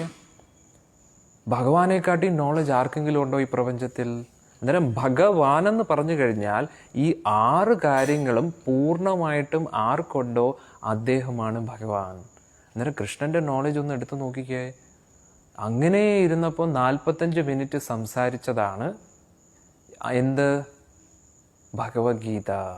ആ ഭഗവത്ഗീത ഇന്നും ആൾക്കാരെല്ലാവരും പഠിച്ചുകൊണ്ടിരിക്കുകയാണ്. ഒന്ന് ആലോചിച്ച് നോക്കണം. വളരെ. പിന്നെ നിങ്ങൾക്ക് എല്ലാവർക്കും ഒരു സന്തോഷ വാർത്തയുണ്ട്. ഇന്നത്തെ പരീക്ഷ ഡിസ്ക്രിപ്റ്റീവ് അല്ല, MCQs ആണ്. സന്തോഷമായില്ലേ? വളരെ ഈസി ആയിട്ടുള്ള ഓരോ ചോദ്യത്തിനും 4 ഓപ്ഷൻസ് ഉണ്ട്. ആ 4 ഓപ്ഷൻസിന് കറക്റ്റായിട്ടുള്ള ഉത്തരം എഴുതിയാൽ മതി. എനിക്കറിയാം ഇന്നത്തെ ടോപ്പിക്കൊക്കെ കുറച്ച് എന്താണ്, കുറച്ച് ഡിഫിക്കൽട്ടും നിങ്ങൾ ആദ്യമായിട്ട് കേൾക്കുന്നതായതുകൊണ്ട് എല്ലാം നിങ്ങൾക്ക് ഓർത്ത് വയ്ക്കാനും അതൊക്കെ കറക്റ്റായിട്ട് എഴുതാനും കുറച്ച് ബുദ്ധിമുട്ടായിരിക്കുമെന്ന് എനിക്കറിയാം. അതുകൊണ്ട് നിങ്ങൾക്ക് ഈസി ആക്കാൻ വേണ്ടി ഇന്നത്തെ ചോദ്യം മൾട്ടിപ്പിൾ ചോയ്സ് ആയിരിക്കും. ചോദ്യം കാണും, അതിനായിട്ട് 4 ഓപ്ഷൻസ് കാണും. അന്നേരം ഏത് ഓപ്ഷനാണോ നിങ്ങൾക്ക് ഏറ്റവും അനുയോജ്യമായിട്ട് തോന്നുന്നത് ആ ഓപ്ഷൻ ചൂസ് ചെയ്താൽ മതി. എല്ലാവർക്കും സന്തോഷമായില്ലേ? Yes, very good. അന്നേരം കറക്റ്റായിട്ടുള്ള നോളജ്, ഇപ്പം കൃഷ്ണൻ്റെ നോളജ് നോക്കിക്കഴിഞ്ഞാൽ കൃഷ്ണനെക്കാട്ടി നോളജ് ആർക്കെങ്കിലും ഉണ്ടോ? ആർക്കും ഇല്ല. ഇനി 6 എന്ന് പറഞ്ഞാൽ എന്താണ്? കൃഷ്ണൻ എന്തുമാത്രം സമ്പത്താണുള്ളത്. സാക്ഷാൽ ലക്ഷ്മി ദേവി എന്ന് പറയുന്നത് ആരാണ്? കൃഷ്ണൻ്റെ ഭാര്യയാണ്. ഭഗവാനെ അറിയുന്നത് തന്നെ എന്താണ്? ലക്ഷ്മിപതി എന്നാണ് പറയുന്നത്. അന്നേരം സമ്പത്തിലും കൃഷ്ണനെ വെല്ലാൻ ആരുമില്ല. ഇനി ഇൻഫ്ലുവൻസിൻ്റെ കാര്യത്തിൽ നോക്കിക്കഴിഞ്ഞാലോ കൃഷ്ണനെ പോലെ കീർത്തി ആർക്കെങ്കിലും ഉണ്ടോ? ആർക്കുമില്ല. ഈ ഫുൾ ഫോം ഒന്നും കൂടെ പറയാൻ പറഞ്ഞു, ഞാൻ വീണ്ടും പറയാം. കെ എന്ന് പറഞ്ഞു കഴിഞ്ഞാൽ നോളേജ്, ആർ എന്ന് പറഞ്ഞു കഴിഞ്ഞാൽ റിച്ച്, ഐ എന്ന് പറഞ്ഞു കഴിഞ്ഞാൽ ഇൻഫ്ലുവൻസ്, എസ് എന്ന് പറഞ്ഞു കഴിഞ്ഞാൽ സ്ട്രെങ്ത്, എച്ച് എന്ന് പറഞ്ഞു കഴിഞ്ഞാൽ ഹാൻസം, NA എന്ന് പറഞ്ഞു കഴിഞ്ഞാൽ നോട്ട് അറ്റാച്ച്ഡ്. നോട്ട് അറ്റാച്ച്ഡ് എന്ന് പറഞ്ഞു കഴിഞ്ഞാൽ എന്താണ്? ഭഗവാന് അഹങ്കാരം തീരെയില്ല, വളരെ ഹമ്പിളാണ്. എളിമത്വത്തിൽ ഏറ്റവും എളിമത്വമുള്ളതാണ് ഭഗവാൻ. മനസ്സിലായില്ലേ? ഇതാണ് നമ്മൾ ഓർത്തിരിക്കേണ്ടത്. ക്ലിയർ? അന്നേരം ഭഗവാന്റെ അത്രയും നോളജ് ആർക്കും ഇല്ല, ഭഗവാന്റെ അത്രയും റിച്ച്നെസ്സും ആർക്കും ഇല്ല, ഭഗവാന്റെ അത്രയും ഇൻഫ്ലുവൻസ് ആർക്കും ഇല്ല. കാരണം അഖില കോടി ബ്രഹ്മാണ്ട നായകൻ എന്നാണ് കൃഷ്ണനെ പറയുന്നത്. എല്ലാ ബ്രഹ്മാണ്ടത്തിലും നമ്മൾ കൃഷ്ണനെ കുറിച്ച് എല്ലാവർക്കും അറിയാം. ഇപ്പോൾ ഉദാഹരണത്തിന് ആരെങ്കിലും ഫേമസ് ആവുന്നത് ചിലപ്പോൾ നമ്മുടെ കേരളത്തിൽ മാത്രമായിരിക്കും, അല്ലേ? അല്ലെങ്കിൽ കൂടി വന്നാൽ എന്തായിരിക്കും? ഇന്ത്യയിൽ മാത്രമായിരിക്കും. അല്ലെങ്കിൽ മാക്സിമം പോയി കഴിഞ്ഞാൽ ഈ വേൾഡിലായിരിക്കും. പക്ഷേ 14 ലോകങ്ങളുണ്ട്. അത് ഒരു ബ്രഹ്മാണ്ടത്തിലാണ് ഇരിക്കുന്നത്. I did not understand not attached. Not attached എന്ന് പറഞ്ഞു കഴിഞ്ഞാൽ അറ്റാച്ച്മെൻ്റ് എന്ന് പറഞ്ഞാൽ എന്താണെന്നറിയാമോ? ഇപ്പോൾ ഉദാഹരണത്തിന് ഇന്നത്തെ ആൾക്കാർ പൊതുവേ ദേ love things and use people. എൻ്റെ അർത്ഥം ഞാൻ പറഞ്ഞുതരാം.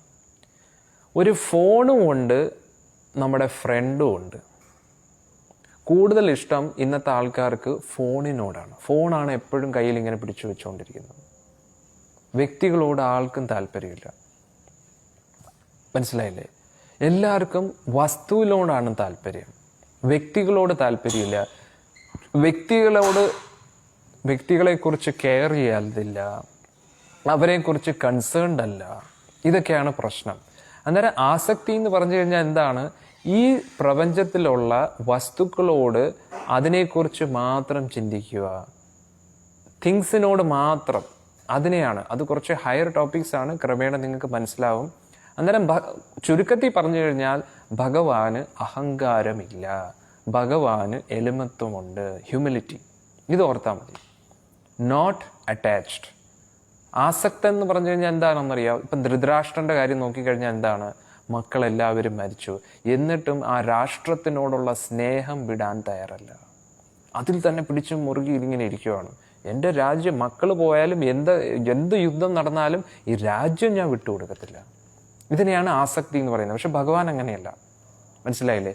ഇപ്പം ഭഗവാൻ ഇത്രയും വലിയ പൊസിഷൻ ഇരുന്നിട്ടും എല്ലാവിധ നോളജും ഉണ്ട്, എല്ലാവിധ സമ്പത്തും ഉണ്ട്, റിച്ച്നെസ് ഉണ്ട്, ഇൻഫ്ലുവൻഷ്യലാണ്, സ്ട്രെങ്ത്തും ഉണ്ട്. ഇപ്പം ഗോവർദ്ധന പർവ്വതം ഇടത് കൈയിലെ ചെറിയ ഫിംഗറിലാണ് പൊക്കിയത്. ആ ചെറിയ ഫിംഗറിലെ നഖത്തിലാണ് ഗോവർദ്ധന പർവ്വതം 7 ദിവസവും 7 രാത്രിയിലും പൊക്കിയത്. ഒന്ന് ആലോചിച്ച് നോക്കണം. 7 days and 7 nights ലെഫ്റ്റ് ഹാൻഡിലെ ലിറ്റിൽ ഫിംഗറിലെ നെയിലാണ് ഭഗവാൻ ഈ ഗോവർദ്ധന പർവ്വതം ഉയർത്തി വെച്ചു. അന്നേരം ഭഗവാന്റെ സ്ട്രെങ്ത് ഒന്ന് ആലോചിച്ച് നോക്കണം. അതുകൂടാതെ ഭഗവാന്റെ സൗന്ദര്യം കണ്ടില്ലേ? എത്ര സുന്ദരനാണ് കൃഷ്ണൻ. ആരെയും മോഹിപ്പിക്കും, അത്രയ്ക്ക് സുന്ദരനാണ്. ഭഗവാനെ അറിയപ്പെടുന്നത് തന്നെ എന്താണ്? മദൻ മോഹൻ എന്നാണ്.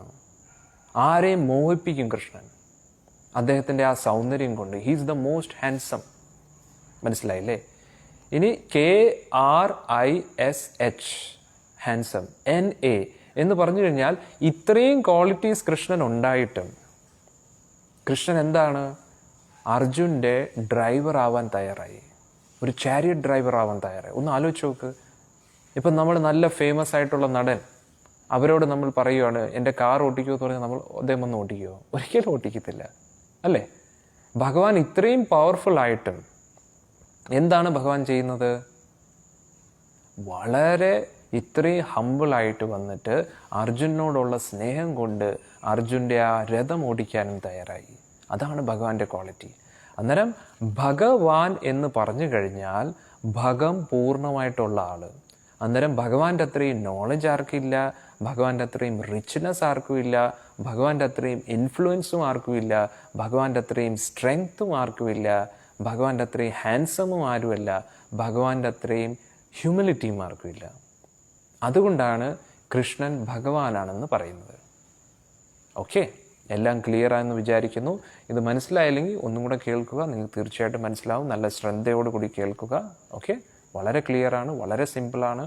അന്നേരം നമ്മൾ ആദ്യം ഇന്ന് ചർച്ച ചെയ്തത് ഹയർ ഹാൻഡിനെ കുറിച്ചാണ്. പോസിറ്റീവ് ആറ്റിറ്റ്യൂഡ് ഉണ്ടായിട്ട് മാത്രം കാര്യമില്ല, റൈറ്റ് ആക്ഷൻ ഉണ്ടായിട്ട് മാത്രം കാര്യമില്ല, ഈ റിയാലിറ്റി ചെക്ക് കറക്റ്റ് ആണെങ്കിലും കാര്യമില്ല, ടൈമിംഗ് മാത്രം കറക്റ്റായിട്ടും കാര്യം. ഇതെല്ലാം ഇമ്പോർട്ടൻ്റ് ആണ്. പോസിറ്റീവ് ആറ്റിറ്റ്യൂഡ് ഇല്ല, ആക്ഷൻ കറക്റ്റ് അല്ല, കറക്റ്റ് ഇല്ല, അതായത് റിയാലിറ്റി ചെക്ക് ഇല്ല, ടൈമിംഗ് മാനേജ്മെൻ്റ് ഇല്ല, ഇതൊന്നും ഇല്ലാതെ ഹയർ ഹാൻഡ് ഹെൽപ്പിന് വരത്തില്ല.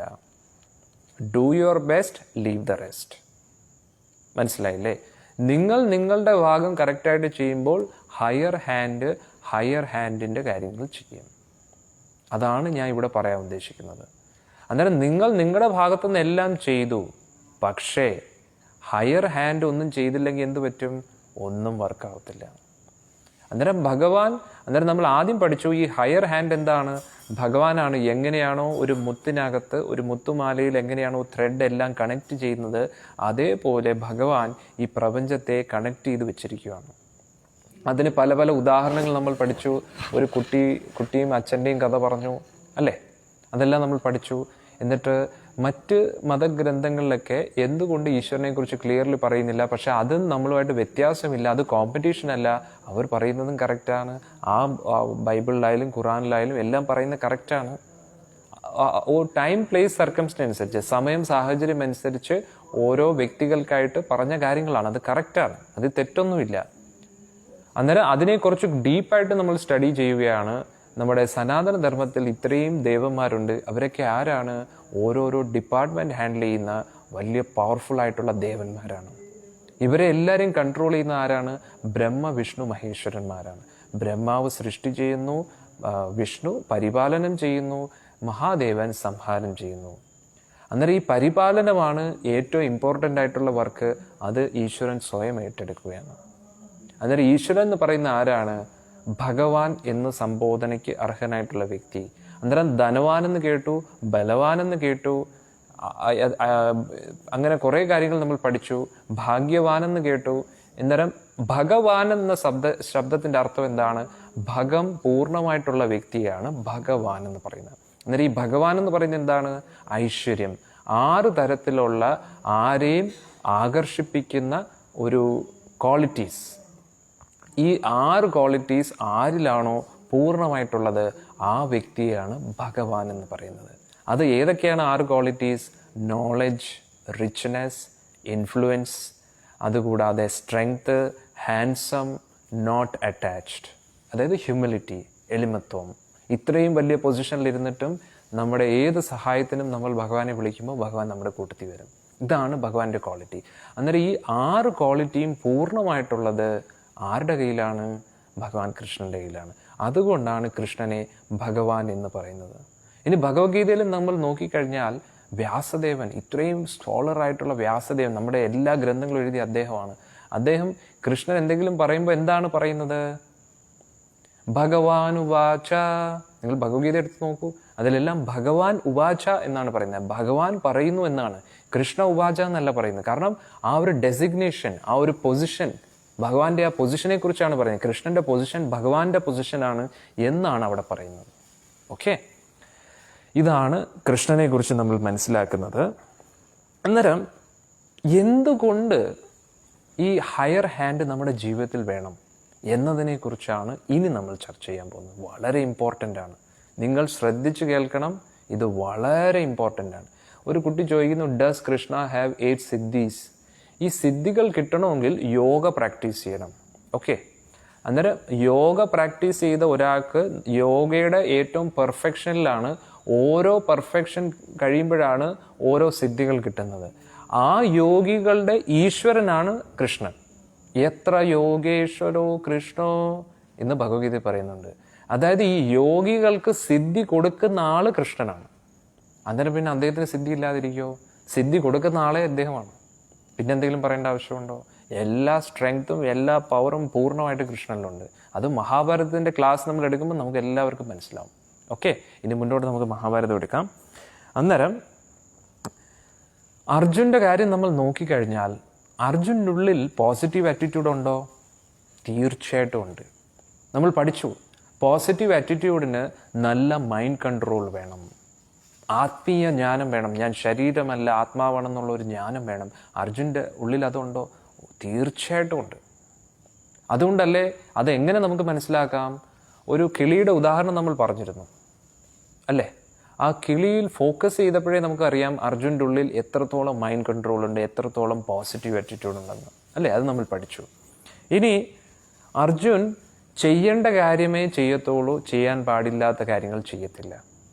ഇപ്പോൾ ഉദാഹരണത്തിന് ദേവേന്ദ്രന്റെ സഭയിൽ ഹെവൻലി പ്ലാനറ്റ്സിൽ പോയപ്പോൾ ഉർവശി എന്ന് പറയുന്ന വളരെ ബ്യൂട്ടിഫുൾ ആയിട്ടുള്ള ഒരു അപ്സരസ് ഉണ്ടായിരുന്നു. ആ അപ്സരസ് വന്നിട്ട് അർജുനെ പ്രപ്പോസ് ചെയ്തു, എന്നെ കല്യാണം കഴിക്കുമോ എന്ന് പറഞ്ഞു. അന്നേരം അർജുൻ എന്താ പറഞ്ഞതെന്നറിയോ? ക്ഷമിക്കണം, എനിക്ക് കല്യാണം കഴിക്കാൻ പറ്റത്തില്ല. കാരണം എന്തുകൊണ്ടാണ്? ഈ പരമ്പര അനുസരിച്ച് നോക്കുമ്പോൾ എൻ്റെ പൂർവികർ അങ്ങേ അവിടുന്ന് ഉർവശി ദേവിയെ വിവാഹം കഴിച്ചിട്ടുണ്ട്. അങ്ങനെ നോക്കുമ്പോൾ എൻ്റെ മുത്തശ്ശിയായിട്ട് വരുമെന്ന് പറഞ്ഞു. എന്നിട്ട് ഉർവശി പറഞ്ഞു, അതൊന്നും പ്രശ്നമില്ല, കാരണം ദേവേന്ദ്ര ലോകത്തിൽ അങ്ങനെ ഒരു ബന്ധമൊന്നുമില്ല എന്ന് പറഞ്ഞു. പക്ഷെ അർജുൻ പറഞ്ഞു, ഇല്ല, പറ്റത്തില്ലെന്ന് പറഞ്ഞു. പിന്നെ രണ്ടാമത് ഉർവശി എനിക്ക് ഡാൻസ് പഠിപ്പിച്ചു തന്നതാണ്, ഉർവശി ദേവി എനിക്ക് ഡാൻസ് പഠിപ്പിച്ചു തന്നതാണ്, അതുകൊണ്ട് എൻ്റെ ഗുരുവും കൂടാണ്. അന്നേരം ഗുരു എന്ന് പറയുന്നത് എൻ്റെ റെസ്പെക്റ്റഡ് പൊസിഷനാണ്, ഭാര്യയുടെ പൊസിഷനിൽ ഇരിക്കാൻ പറ്റത്തില്ല എന്നൊക്കെ പറഞ്ഞു. ഒന്ന് ആലോചിച്ച് നോക്കണം. അന്നേരം ഉർവശി എന്ന് പറയുന്നത് നമ്മുടെ ഏറ്റവും സുന്ദരിയായിട്ടുള്ള ഒരു അപ്സരസാണ്. ഈ അപ്സരസ് എന്ന് പറഞ്ഞു കഴിഞ്ഞാൽ നമ്മുടെ ഭൂമിയിലുള്ളവരെ കാട്ടിയും മിസ് യൂണിവേഴ്സും അവരൊന്നും ഒന്നുമല്ല, ആക്ട്രസും ഒന്നും അല്ല. അവരെ കാട്ടിയും എത്രയോ ബ്യൂട്ടിഫുൾ ആയിട്ടുള്ള ആൾക്കാരാണ് ദേവലോകത്തെ അപ്സരസുകൾ. ഇത്രയും സുന്ദരിയായിട്ടുള്ള അപ്സരസ് പ്രൊപ്പോസ് ചെയ്തിട്ടും കല്യാണം കഴിക്കൂ എന്ന് അഭ്യർത്ഥന ചെയ്തിട്ടും അർജുൻ സമ്മതിച്ചില്ല. അതാണ് ആ ധർമ്മത്തിൽ ഉറച്ചു നിൽക്കുന്ന ഒരു വ്യക്തിയാണ് അർജുൻ. മനസ്സിലാവുന്നുണ്ടോ? അന്നേരം അർജുന് പോസിറ്റീവ് ആറ്റിറ്റ്യൂഡും ഉണ്ട്, എന്ത് ചെയ്യണം എന്ത് ചെയ്യാൻ പാടില്ല അതിനെക്കുറിച്ച് പൂർണ്ണമായിട്ടുള്ള ജ്ഞാനമുണ്ട്. ഇനി റിയാലിറ്റി ചെക്ക് അതെങ്ങനെയാണ്? അത് വളരെ രസകരമായിട്ടുള്ളൊരു കഥയാണ്. നിങ്ങളിത് വളരെ ശ്രദ്ധയോടുകൂടി കേൾക്കണം. ഇത് നമ്മൾ ഒരിക്കലും ചർച്ച ചെയ്യാത്ത കഥയാണ്. വളരെ അറ്റൻറ്റീവായിട്ട് കേൾക്കണം. ഇത് ക്വസ്റ്റ്യനിൽ ചോദിക്കും ഇന്നത്തെ ഇതിൽ. അന്നേരം എന്താണ് സംഭവിച്ചതെന്ന് വെച്ചാൽ, ഈ പാണ്ഡവർക്കും കൗരവർക്കും ഗുരുവിനെ ഇതുവരെ കിട്ടിയില്ല. ഇവരെല്ലാവരും ഇങ്ങനെ കളിച്ച് നടക്കുന്ന പ്രായം. അന്നേരം കളിച്ചുകൊണ്ടിരിക്കുന്ന സമയത്ത് ഇവർ പന്ത് കളിച്ചുകൊണ്ടിരിക്കുമായിരുന്നു, പാണ്ഡവരും കൗരവരും.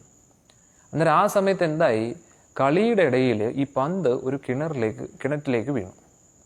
അന്നേരം എല്ലാവരും ഇങ്ങനെ കൺഫ്യൂസ്ഡ് ആയിട്ടിരിക്കുക, എങ്ങനെ പന്തെടുക്കാം. ആ സമയത്ത് ഒരാൾ വന്നിട്ട് എന്ത് ചെയ്തു, ഒരു ദർഭപ്പുല്ലെടുത്ത് എറിഞ്ഞു. ആ ദർഭപ്പുല്ല് പന്തിലേക്ക് വന്നിങ്ങനെ തളച്ചു.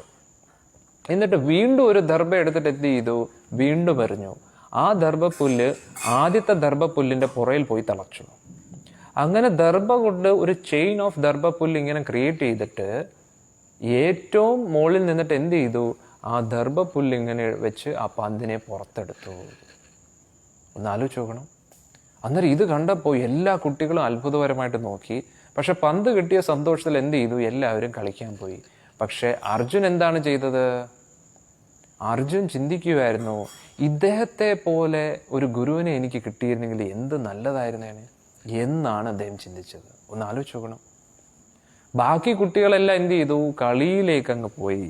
പക്ഷേ അർജുൻ എന്താണ് ചെയ്തത്, ആ റിയാലിറ്റി ചെക്ക്, ആരുടെ അസോസിയേഷൻ എടുക്കണം, ആരുടെ അസോസിയേഷൻ എടുക്കാൻ പാടില്ല, അല്ലേ? നമ്മുടെ ജീവിതത്തിലും കളി ചിരി എന്നൊക്കെ പറഞ്ഞു കഴിഞ്ഞാൽ നമ്മുടെ കാര്യം ഓപ്പർച്യൂണിറ്റി മിസ്സാവും. മനസ്സിലായില്ലേ? നല്ലൊരു ചാൻസ് കിട്ടിയപ്പോൾ അർജുൻ കളിയെക്കുറിച്ചല്ല ചിന്തിച്ചത്, എന്താണ്, ഇത് കറക്റ്റ് ടീച്ചറാണ്, ഇത് നല്ല ഓപ്പർച്യൂണിറ്റിയാണ് പഠിക്കാൻ വേണ്ടി എന്ന് പറഞ്ഞിട്ട് അർജുൻ എന്ത് ചെയ്തു, ദ്രോണാചാര്യരെ കുറിച്ച് ഭീഷ്മരോട് പറഞ്ഞു, അർജുന്റെ പിതാമഹനോട്. എന്നിട്ട് പറഞ്ഞു, എന്ത് ചെയ്യണം, എനിക്ക് ഇങ്ങനെ ഒരു ഗുരുവിനെ കിട്ടിയാൽ വളരെ ഉപകാരമാണെന്ന്. ഒന്ന് ആലോചിച്ച് നോക്കണം. പൊതുവെ നമ്മുടെ അച്ഛനമ്മമാരാണ് നമ്മളോട് പഠിക്കണമെന്ന് പറയുന്നത്. പക്ഷേ ഈ അർജുൻ എങ്ങനെയാണ്, സ്വയം പഠിത്തത്തിൽ വളരെ ഇൻട്രസ്റ്റഡ് ആണ്. കളിയിലല്ല താല്പര്യം, കളിക്കണ്ട എന്നല്ല, പക്ഷെ ഇങ്ങനെ ഒരു നല്ല ചാൻസ് കിട്ടിയപ്പോൾ എന്താണ്, ബാക്കി കുട്ടികളെല്ലാം കളിയിലേക്ക് പോയി. പക്ഷെ അർജുൻ എന്ത് ചെയ്തു, ഇങ്ങനെ ഒരു ടീച്ചറെ എനിക്ക് അത്യാവശ്യമാണ് എന്ന് മനസ്സിലാക്കി. അതേപോലെ നമ്മളും പഠിത്തത്തിൽ സീരിയസ് ആയിരിക്കണം. അന്നേരം അർജുന് പോസിറ്റീവ് ആറ്റിറ്റ്യൂഡ് ഉണ്ട്, റൈറ്റ് ആക്ഷൻ ഉണ്ട്, നല്ല റിയാലിറ്റി ചെക്കും ഉണ്ട്, കറക്റ്റ് ടീച്ചറിനെ കണ്ടുപിടിച്ചു. ഇനി ടൈമിന്റെ കാര്യത്തിൽ നോക്കിക്കേ, അതിലും എക്സ്പെർട്ടാണ്, 2 കൈയും വെച്ച് യുദ്ധം ചെയ്യും. പൊതുവെ അർജുന്റെ സ്പീഡ് എന്ന് പറഞ്ഞാൽ ആർക്കും മാച്ച് ചെയ്യാൻ പറ്റത്തില്ല. എടുക്കുമ്പോൾ ആവനാഴിയിൽ നിന്ന് അസ്ത്രം എടുക്കുമ്പോൾ 1 തോന്നും, പക്ഷെ തൊടുക്കുമ്പോഴത്തേക്ക് 10 തോന്നുന്നത്. എന്നിട്ട് അസ്ത്രം പോകുന്ന സമയത്ത് ഒരു 100 പോകുന്നത്, എന്നിട്ട് കൊള്ളുന്ന സമയത്ത് എത്രയാണ്, 1000 കൊള്ളുന്നത്. ഒന്ന് ആലോചിച്ച് നോക്കണം, എന്തുമായിരിക്കും അർജുന്റെ സ്പീഡ്. ഇത്രയ്ക്ക് പെർഫെക്റ്റ് ആയിട്ട് ടൈമിംഗ് ഉള്ള ആരുമില്ല. കറക്റ്റ് ഓപ്പർച്യൂണിറ്റി അർജുന് അറിയാം, ഇത്രയും പെർഫെക്ഷൻ ആർക്കും ഇല്ല. ഒന്ന് ആലോചിച്ച് നോക്കണം. അന്നേരം ഒന്ന് ആലോചിച്ച് നോക്കണം, അർജുന് പോസിറ്റീവ് ആറ്റിറ്റ്യൂഡും ഉണ്ട്, റൈറ്റ് ആക്ഷനും ഉണ്ട്, റിയാലിറ്റി ചെക്കും ഉണ്ട്, ടൈമിങ്ങും അറിയാം. പക്ഷെ എന്നിട്ടും വളരെ ഇമ്പോർട്ടൻ്റ് ആണ്, എന്നിട്ടും സ്റ്റിൽ അർജുൻ എന്ത് വേണ്ടി വന്നു? ഭഗവത്ഗീത വേണ്ടി വന്നു. ഒന്ന് ആലോചിച്ച് നോക്കണം. ഇത്രയും ക്വാളിറ്റീസ് ഉണ്ടായിട്ടും അർജുൻ്റെ ജീവിതത്തിൽ ഒരു നിർണായകമായിട്ടുള്ളൊരു ഫൈറ്റ് വന്നപ്പോൾ അർജുന് യുദ്ധം ചെയ്യാൻ പറ്റിയില്ല. അന്നേരം ഭഗവാൻ കൃഷ്ണൻ്റെ സഹായം വേണ്ടി വന്നു. അന്നേരം നമ്മൾ മനസ്സിലാക്കിയിരിക്കണം, ഭഗവാൻ കൃഷ്ണൻ്റെ ഒരു സാന്നിധ്യം, ആ ഒരു ഹയർ പൊസിഷൻ, ആ ഒരു ഹയർ ഹാൻഡ് എത്രത്തോളം ഇമ്പോർട്ടൻ്റ് ആണെന്ന് നമ്മൾ മനസ്സിലാക്കിയിരിക്കണം. അല്ലെങ്കിൽ എന്താവും അറിയാമോ? നമ്മൾ പലതും ചെയ്യും മാക്സിമം, പക്ഷേ അത് എപ്പോഴും നിലനിൽക്കണമെങ്കിൽ എന്താണ്? ആ ഭഗവത്ഗീതയുടെ മെസ്സേജ് നമ്മുടെ ജീവിതത്തിൽ ഉൾക്കൊള്ളുമ്പോൾ എന്താവും? ആ ഭഗവാന്റെ ഒരു ഹയർ ഹാൻഡ് നമ്മുടെ ജീവിതത്തിലേക്ക് വരും. ഇതിന് ഏറ്റവും വലിയ ഉദാഹരണമാണ് ഭഗവത്ഗീത ഭഗവാൻ അർജുൻ ഉപദേശിച്ചു കൊടുത്തു. അതിനുശേഷം മഹാഭാരതത്തിൽ ഒരു ദിവസം, മഹാഭാരത യുദ്ധം നടന്നുകൊണ്ടിരിക്കുമ്പോൾ ഒരു ദിവസം അഭിമന്യു കൊല്ലപ്പെട്ടു. അഭിമന്യു എന്ന് പറയുന്നത് അർജുൻ്റെ മകനാണ്. അന്നേരം മകൻ കൊല്ലപ്പെട്ടപ്പോൾ അതിന് കാരണക്കാരനായത് ആരായിരുന്നു? ജയദ്രഥനായിരുന്നു. അന്നേരം അർജുൻ പ്രതിജ്ഞ എടുത്തു, നാളെ സൂര്യാസ്തമയത്തിന് മുമ്പായിട്ട് ജയദ്രഥനെ വധിച്ചിരിക്കും, അല്ലെങ്കിൽ ഞാൻ ആത്മഹത്യ ചെയ്യും എന്ന് ഒരു പ്രതിജ്ഞ എടുത്തു. മനസ്സിലായില്ലേ? അന്നേരം ആ ഒരു പ്രതിജ്ഞ എടുത്തപ്പോൾ എല്ലാവരും പേടിച്ചുപോയി, ഭയപ്പെട്ടു പോയി. അർജുന് കൊല്ലാൻ പറ്റുമോ എന്നൊക്കെ വിചാരിച്ച് എല്ലാവർക്കും ഒരു ടെൻഷനായി. അന്നേരത്തേക്ക് ഭഗവാൻ കൃഷ്ണൻ്റെ അടുത്ത് അർജുൻ പറഞ്ഞു, ഞാൻ എൻ്റെ മാക്സിമം ട്രൈ ചെയ്യും, പക്ഷെ അങ്ങ് എൻ്റെ കൂട്ടത്തിൽ ഉണ്ടല്ലോ എന്നൊരു വിശ്വാസത്തിൽ ഞാൻ യുദ്ധം ചെയ്യുകയാണ്. ഇനി ഇതിൽ ഒരുപാട് ഡീറ്റെയിൽസ് ഉണ്ട്, അതൊന്നും ഞാൻ പറയുന്നില്ല. അവസാനം സൂര്യാസ്തമയം ആവാറായി. നല്ല പവർഫുള്ളി അർജുൻ യുദ്ധം ചെയ്തു. പക്ഷേ അവസാന നിമിഷം എത്തിയോ എത്തിയില്ലയോ എന്നുള്ളൊരു കൺഫ്യൂഷനായി. എല്ലാവരും വിചാരിച്ചു അർജുൻ ആത്മഹത്യ ചെയ്യേണ്ടി വരും, കാരണം പ്രതിജ്ഞ കംപ്ലീറ്റ് ചെയ്യാൻ പറ്റിയില്ല. അന്നേരത്തേക്ക് ഭഗവാൻ എന്ത് ചെയ്തു? ഭഗവാന്റെ ആ കൈകളാൽ ആ സുദർശന ചക്രം കൊണ്ട് സൂര്യദേവനെ മറച്ചു. എല്ലാവരും വിചാരിച്ചു സൺസെറ്റ് ആയെന്ന്. അന്നേരം ആരെയാണോ വധിക്കേണ്ടത് ആ വ്യക്തി വിചാരിച്ചു, ജയദ്രഥൻ വിചാരിച്ചു സൂര്യാസ്തമയമായി എന്ന് പറഞ്ഞ് ചിരിച്ച് അർജുൻ്റെ മുമ്പിൽ വന്ന് അർജുനെ കളിയാക്കാൻ തുടങ്ങി. നീ ആത്മഹത്യ ചെയ്യൂന്ന് പറഞ്ഞല്ലേ, ഇനി ആത്മഹത്യ ചെയ്യൂ എന്നൊക്കെ പറഞ്ഞിട്ട് ഇങ്ങനെ കളിയാക്കിയപ്പോൾ ഭഗവാൻ വീണ്ടും സൂര്യനെ മാറ്റി. ആ മറച്ച സൂര്യനെ എല്ലാവർക്കും പ്രത്യക്ഷത്തിൽ കാണിച്ചു കൊടുത്തു. എന്നിട്ട് അർജുനോട് പറഞ്ഞു, ദാ നിൽക്കുന്നു ജയദ്രഥൻ, സൂര്യൻ ഇപ്പോഴും അവിടെ തന്നെ ഉണ്ട്, നീ വധിച്ചോളാൻ പറഞ്ഞു. ഇതാണ് നമുക്ക് മനസ്സിലാക്കേണ്ടത്. നമ്മുടെ ഭാഗത്തുനിന്ന് പോസിറ്റീവ് ആറ്റിറ്റ്യൂഡ് വേണം, റൈറ്റ് ആക്ഷൻസ് വേണം, എന്താണ് റിയാലിറ്റി ചെക്കും വേണം, ടൈമിങ്ങും കറക്റ്റ് ആയിരിക്കണം. എങ്കിൽ മാത്രമേ കൃഷ്ണൻ കൂട്ടത്തിൽ നിൽക്കൂ. കൃഷ്ണൻ കൂട്ടത്തിലില്ലെങ്കിൽ ഒന്നും നടക്കത്തില്ല. ഈ പോസിറ്റീവ് ആറ്റിറ്റ്യൂഡും റൈറ്റ് ആക്ഷനും റിയാലിറ്റി ചെക്കും ടൈമിംഗ് ഉണ്ടെങ്കിൽ മാത്രമേ കൃഷ്ണൻ കൂട്ടത്തിൽ നിൽക്കൂ. അത് നമ്മൾ ഓർത്തിരിക്കണം. അന്നേരം ഡയറക്റ്റ്ലി കൃഷ്ണനെ മാത്രം നമുക്ക് കൂട്ടുപിടിക്കാൻ പറ്റത്തില്ല. ഈ ഒരു കാര്യം, അതായത് നമ്മൾ പാതി ഭഗവാൻ പാതി, അല്ലേ? നമ്മൾ നമ്മുടെ കാര്യങ്ങളെല്ലാം ചെയ്യുമ്പോൾ ഈശ്വരൻ കൂട്ടത്തിൽ നിൽക്കും. എങ്ങനെ കൂട്ടത്തിൽ നിൽക്കും? ഭഗവത്ഗീതയൊക്കെ പഠിക്കണം. അതായത് പോസിറ്റീവ് ആറ്റിറ്റ്യൂഡ് വേണം, റൈറ്റ് ആയിട്ടുള്ള ആക്ഷൻസ് വേണം. ഇതെല്ലാം നമ്മൾ പഠിച്ചു. എന്തിൻ്റെ അടിസ്ഥാനത്തിലായിരിക്കണം positive attitude? Right mind control വേണം. തെറ്റായിട്ടുള്ള ചിന്തകൾ പാടില്ല. നമ്മുടെ മൈൻഡിനെ അൺകൺട്രോൾഡ് ആക്കുന്ന രീതിയിലുള്ള കാര്യങ്ങളൊന്നും ചെയ്യാൻ പാടില്ല. റൈറ്റ് ആക്ഷൻസ് എന്തിൻ്റെ അടിസ്ഥാനത്തിലായിരിക്കണം? നമ്മുടെ അച്ഛനമ്മമാർ പറയുന്ന കേൾക്കണം, വ്യക്തികൾ പറയുന്ന കേൾക്കണം, ടീച്ചേഴ്സ് പറയുന്ന കേൾക്കണം. അതാണ് റൈറ്റ് ആക്ഷൻസ്. ഇതെല്ലാം അർജുൻ്റെ ക്വാളിറ്റീസാണ്. ഇനി അതുകൂടാതെ എന്താണ്? Reality check. ആരുമായിട്ട് കൂട്ടുകൂടണം, ആരുമായിട്ട് കൂട്ടുകൂടാൻ പാടില്ല, അതൊക്കെ നമ്മൾ പഠിച്ചിരിക്കണം, അല്ലേ? കറക്റ്റായിട്ടുള്ള തീരുമാനങ്ങൾ എടുക്കണം. അതിൽ കൺഫ്യൂഷൻ വരുമ്പോൾ നമ്മൾ എന്ത് ചെയ്യണം? നമ്മുടെ അച്ഛനമ്മമാരോടും ടീച്ചേഴ്സിനോടും ചോദിക്കണം. അത് നമ്മൾ പഠിച്ചു. ഇനി ടൈം മാനേജ്മെൻറ്റ്, രാവിലെ സൂര്യോദയത്തിന് മുമ്പായിട്ട് നമ്മൾ എഴുന്നേൽക്കണം. ഇങ്ങനെ പല കാര്യങ്ങളും നമ്മൾ പഠിച്ചു. മനസ്സിലായില്ലേ? പക്ഷേ ഇത്രയും ചെയ്യുന്നതിൻ്റെ കൂട്ടത്തിൽ ഇത്രയും കറക്റ്റായിട്ട് ചെയ്താൽ മാത്രമേ ഭഗവാൻ നമ്മുടെ കൂട്ടത്തിൽ നിൽക്കൂ. ഇത് ചെയ്യുന്നതിൻ്റെ കൂട്ടത്തിൽ പെർഫെക്ഷൻ വരുന്ന എപ്പോഴാണ്? ഭഗവാൻ കൃഷ്ണനെ നമ്മൾ അക്സെപ്റ്റ് ചെയ്യുമ്പോഴും, ഭഗവാന്റെ ആ ഈശ്വരൻ്റെ സാന്നിധ്യം നമ്മൾ അക്സെപ്റ്റ് ചെയ്യുമ്പോഴും, ഈശ്വരൻ്റെ പൊസിഷൻ നമ്മൾ അക്സെപ്റ്റ് ചെയ്യുമ്പോഴും മാത്രമാണ് എല്ലാം കൊണ്ടും കംപ്ലീറ്റ് ആവുന്നത്. അല്ലെങ്കിൽ എന്താവും, ഈ PART മാത്രം നമ്മുടെ ജീവിതത്തിൽ കാണും, പക്ഷെ കംപ്ലീറ്റ്നെസ് ആവത്തില്ല. ആ ഒരു ഫിനിഷിംഗ് പോയിന്റിലേക്ക് നമുക്ക് എത്താൻ പറ്റത്തില്ല. ഇപ്പോൾ ഒരു എന്തോ പറയുന്നത്, ഒരു റേസിൽ നമ്മളിങ്ങനെ ഓടിക്കൊണ്ടിരിക്കുകയാണ്. ഫസ്റ്റ് പ്രൈസ് കിട്ടണമെങ്കിൽ ഫിനിഷിംഗ് ലൈൻ ക്രോസ് ആവണം. നമുക്കൊരിക്കലും പറയാൻ പറ്റത്തില്ല ഞാൻ ഇത്രയും ഫാസ്റ്റായിട്ട് ഓടി, ഈ ഫിനിഷിംഗ് ലൈനിൽ എത്തുന്നതിന് മുമ്പേ ഞാൻ എല്ലാവരെക്കാട്ടി മുമ്പിലായിരുന്നു എന്ന് പറഞ്ഞിട്ട് കാര്യമില്ല. ഫസ്റ്റ് പ്രൈസ് കിട്ടുന്ന ആർക്കായിരിക്കും? ഫിനിഷിംഗ് ലൈൻ ക്രോസ് ചെയ്യുന്നവർക്ക് മാത്രമേ പ്രൈസ് കിട്ടൂ. അന്നേരം ഞാൻ പറഞ്ഞതിൻ്റെ അർത്ഥം എന്താണ്? നമ്മുടെ സ്റ്റെപ്സ് എവിടേക്കാണ്? പ്രിപ്പയർഡ് ആയിരിക്കണം. ഈ റേസ് തുടങ്ങുന്നതിന് മുമ്പേ പ്രിപ്പയർഡ് ചെയ്യണം. അതാണ് PART. നല്ല രീതിയിൽ പ്രിപ്പയർ ചെയ്യണം. എല്ലാ രീതിയിൽ നല്ല ഫാസ്റ്റായിട്ട് ഓടണം, അക്യുറേറ്റ് ആയിട്ട് ഓടണം, എല്ലാം ചെയ്യണം. പക്ഷെ ഫിനിഷിംഗ് ലൈനിൽ ക്രോസ് ആകണമെങ്കിൽ അവിടെ ഭഗവാന്റെ ഒരു പുഷ്, ഹയർ ഹാൻഡ് നമ്മുടെ കൂട്ടത്തിൽ വേണം. ഇല്ലെങ്കിൽ ഫിനിഷിംഗ് പോയിന്റിലേക്ക് എത്താൻ പറ്റത്തില്ല. മനസ്സിലാവുന്നുണ്ടോ? അതുകൊണ്ട് നിങ്ങളിത് എപ്പോഴും ഓർത്തിരിക്കുക. ഇതാണ് നമ്മുടെ പാർത്ത് എന്ന ഫോർമുല. എല്ലാ കുട്ടികൾക്കും ഈ പാർത്ത് എന്ന ഫോർമുല ഇഷ്ടപ്പെട്ടു എന്ന് വിചാരിക്കുന്നു. P എന്ന് പറയുന്ന positive attitude, action, right action. R എന്ന് പറയുന്നത് റിയാലിറ്റി ചെക്കാണ്. T എന്ന് പറയുന്നത് ടൈമിംഗ്, ടൈം മാനേജ്മെൻറ്റ്, അത് വളരെ ഇമ്പോർട്ടൻ്റ് ആണ്. H എന്ന് പറയുന്നത് എന്താണ്? ഹയർ ഹാൻഡ് ഓഫ് കൃഷ്ണ, ഭഗവാന്റെ അദൃശ്യമായിട്ടുള്ള കൈകൾ. ഇത് 5ഉം നമ്മൾ എപ്പോഴും മനസ്സിലാക്കിയിരിക്കണം. അത് നമ്മുടെ ജീവിതത്തിൽ പ്രാക്ടീസ് ചെയ്യുമ്പോൾ എന്തായിരിക്കും? നമ്മുടെ ജീവിതത്തിൽ ഉറപ്പായിട്ട് സക്സസ് ലഭിക്കും. നിങ്ങൾ പ്ലീസ് ഇതൊക്കെ ഒന്ന് ആചരിച്ച് നോക്കുക. ഇത് വളരെ ഇമ്പോർട്ടൻ്റ് ആണ്. പിന്നെ അതുകൂടാതെ ഞാൻ നേരത്തെ പറഞ്ഞു, ഈ പാർത്ത് എന്നുള്ള ഫോർമുല യഥാർത്ഥത്തിൽ ഭഗവത്ഗീതയിൽ പറയുന്ന 5 കാര്യങ്ങളെക്കുറിച്ചാണ്. എന്തൊക്കെയാണ്? ആത്മാവിനെക്കുറിച്ച്, പിന്നെ ഏതാണ്? കർമ്മത്തിനെക്കുറിച്ച്, പ്രകൃതിയെക്കുറിച്ച്, കാലത്തിനെക്കുറിച്ചും ഈശ്വരനെക്കുറിച്ചും. അന്നേരം ഭഗവത്ഗീതയിൽ 5 കാര്യങ്ങളെ പറഞ്ഞിട്ടുള്ളൂ. ഈ 5 കാര്യങ്ങളാണ് ഞാൻ നിങ്ങളോട് വളരെ ഡീറ്റെയിൽ ആയിട്ടും വളരെ സിമ്പിളായിട്ടും നിങ്ങൾക്ക് പറഞ്ഞു തന്നത്.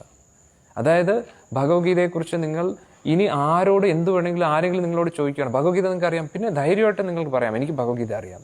അന്നേരം എന്താണ് ഭഗവത്ഗീതയിലുള്ളത്? 5 കാര്യങ്ങളേ ഉള്ളൂ. ഏതൊക്കെയാണ് 5 കാര്യങ്ങൾ? ആത്മാവിനെക്കുറിച്ച് പറയുന്നുണ്ട് ഭഗവത്ഗീതയിൽ. പിന്നെ ഏതാണ്? കർമ്മത്തിനെ കുറിച്ച് പറയുന്നുണ്ട്. ആത്മാവ് എന്ന് പറഞ്ഞാൽ എന്താണ്? പോസിറ്റീവ് ആറ്റിറ്റ്യൂഡ്, നമ്മുടെ മനസ്സിലുള്ള നിയന്ത്രണം.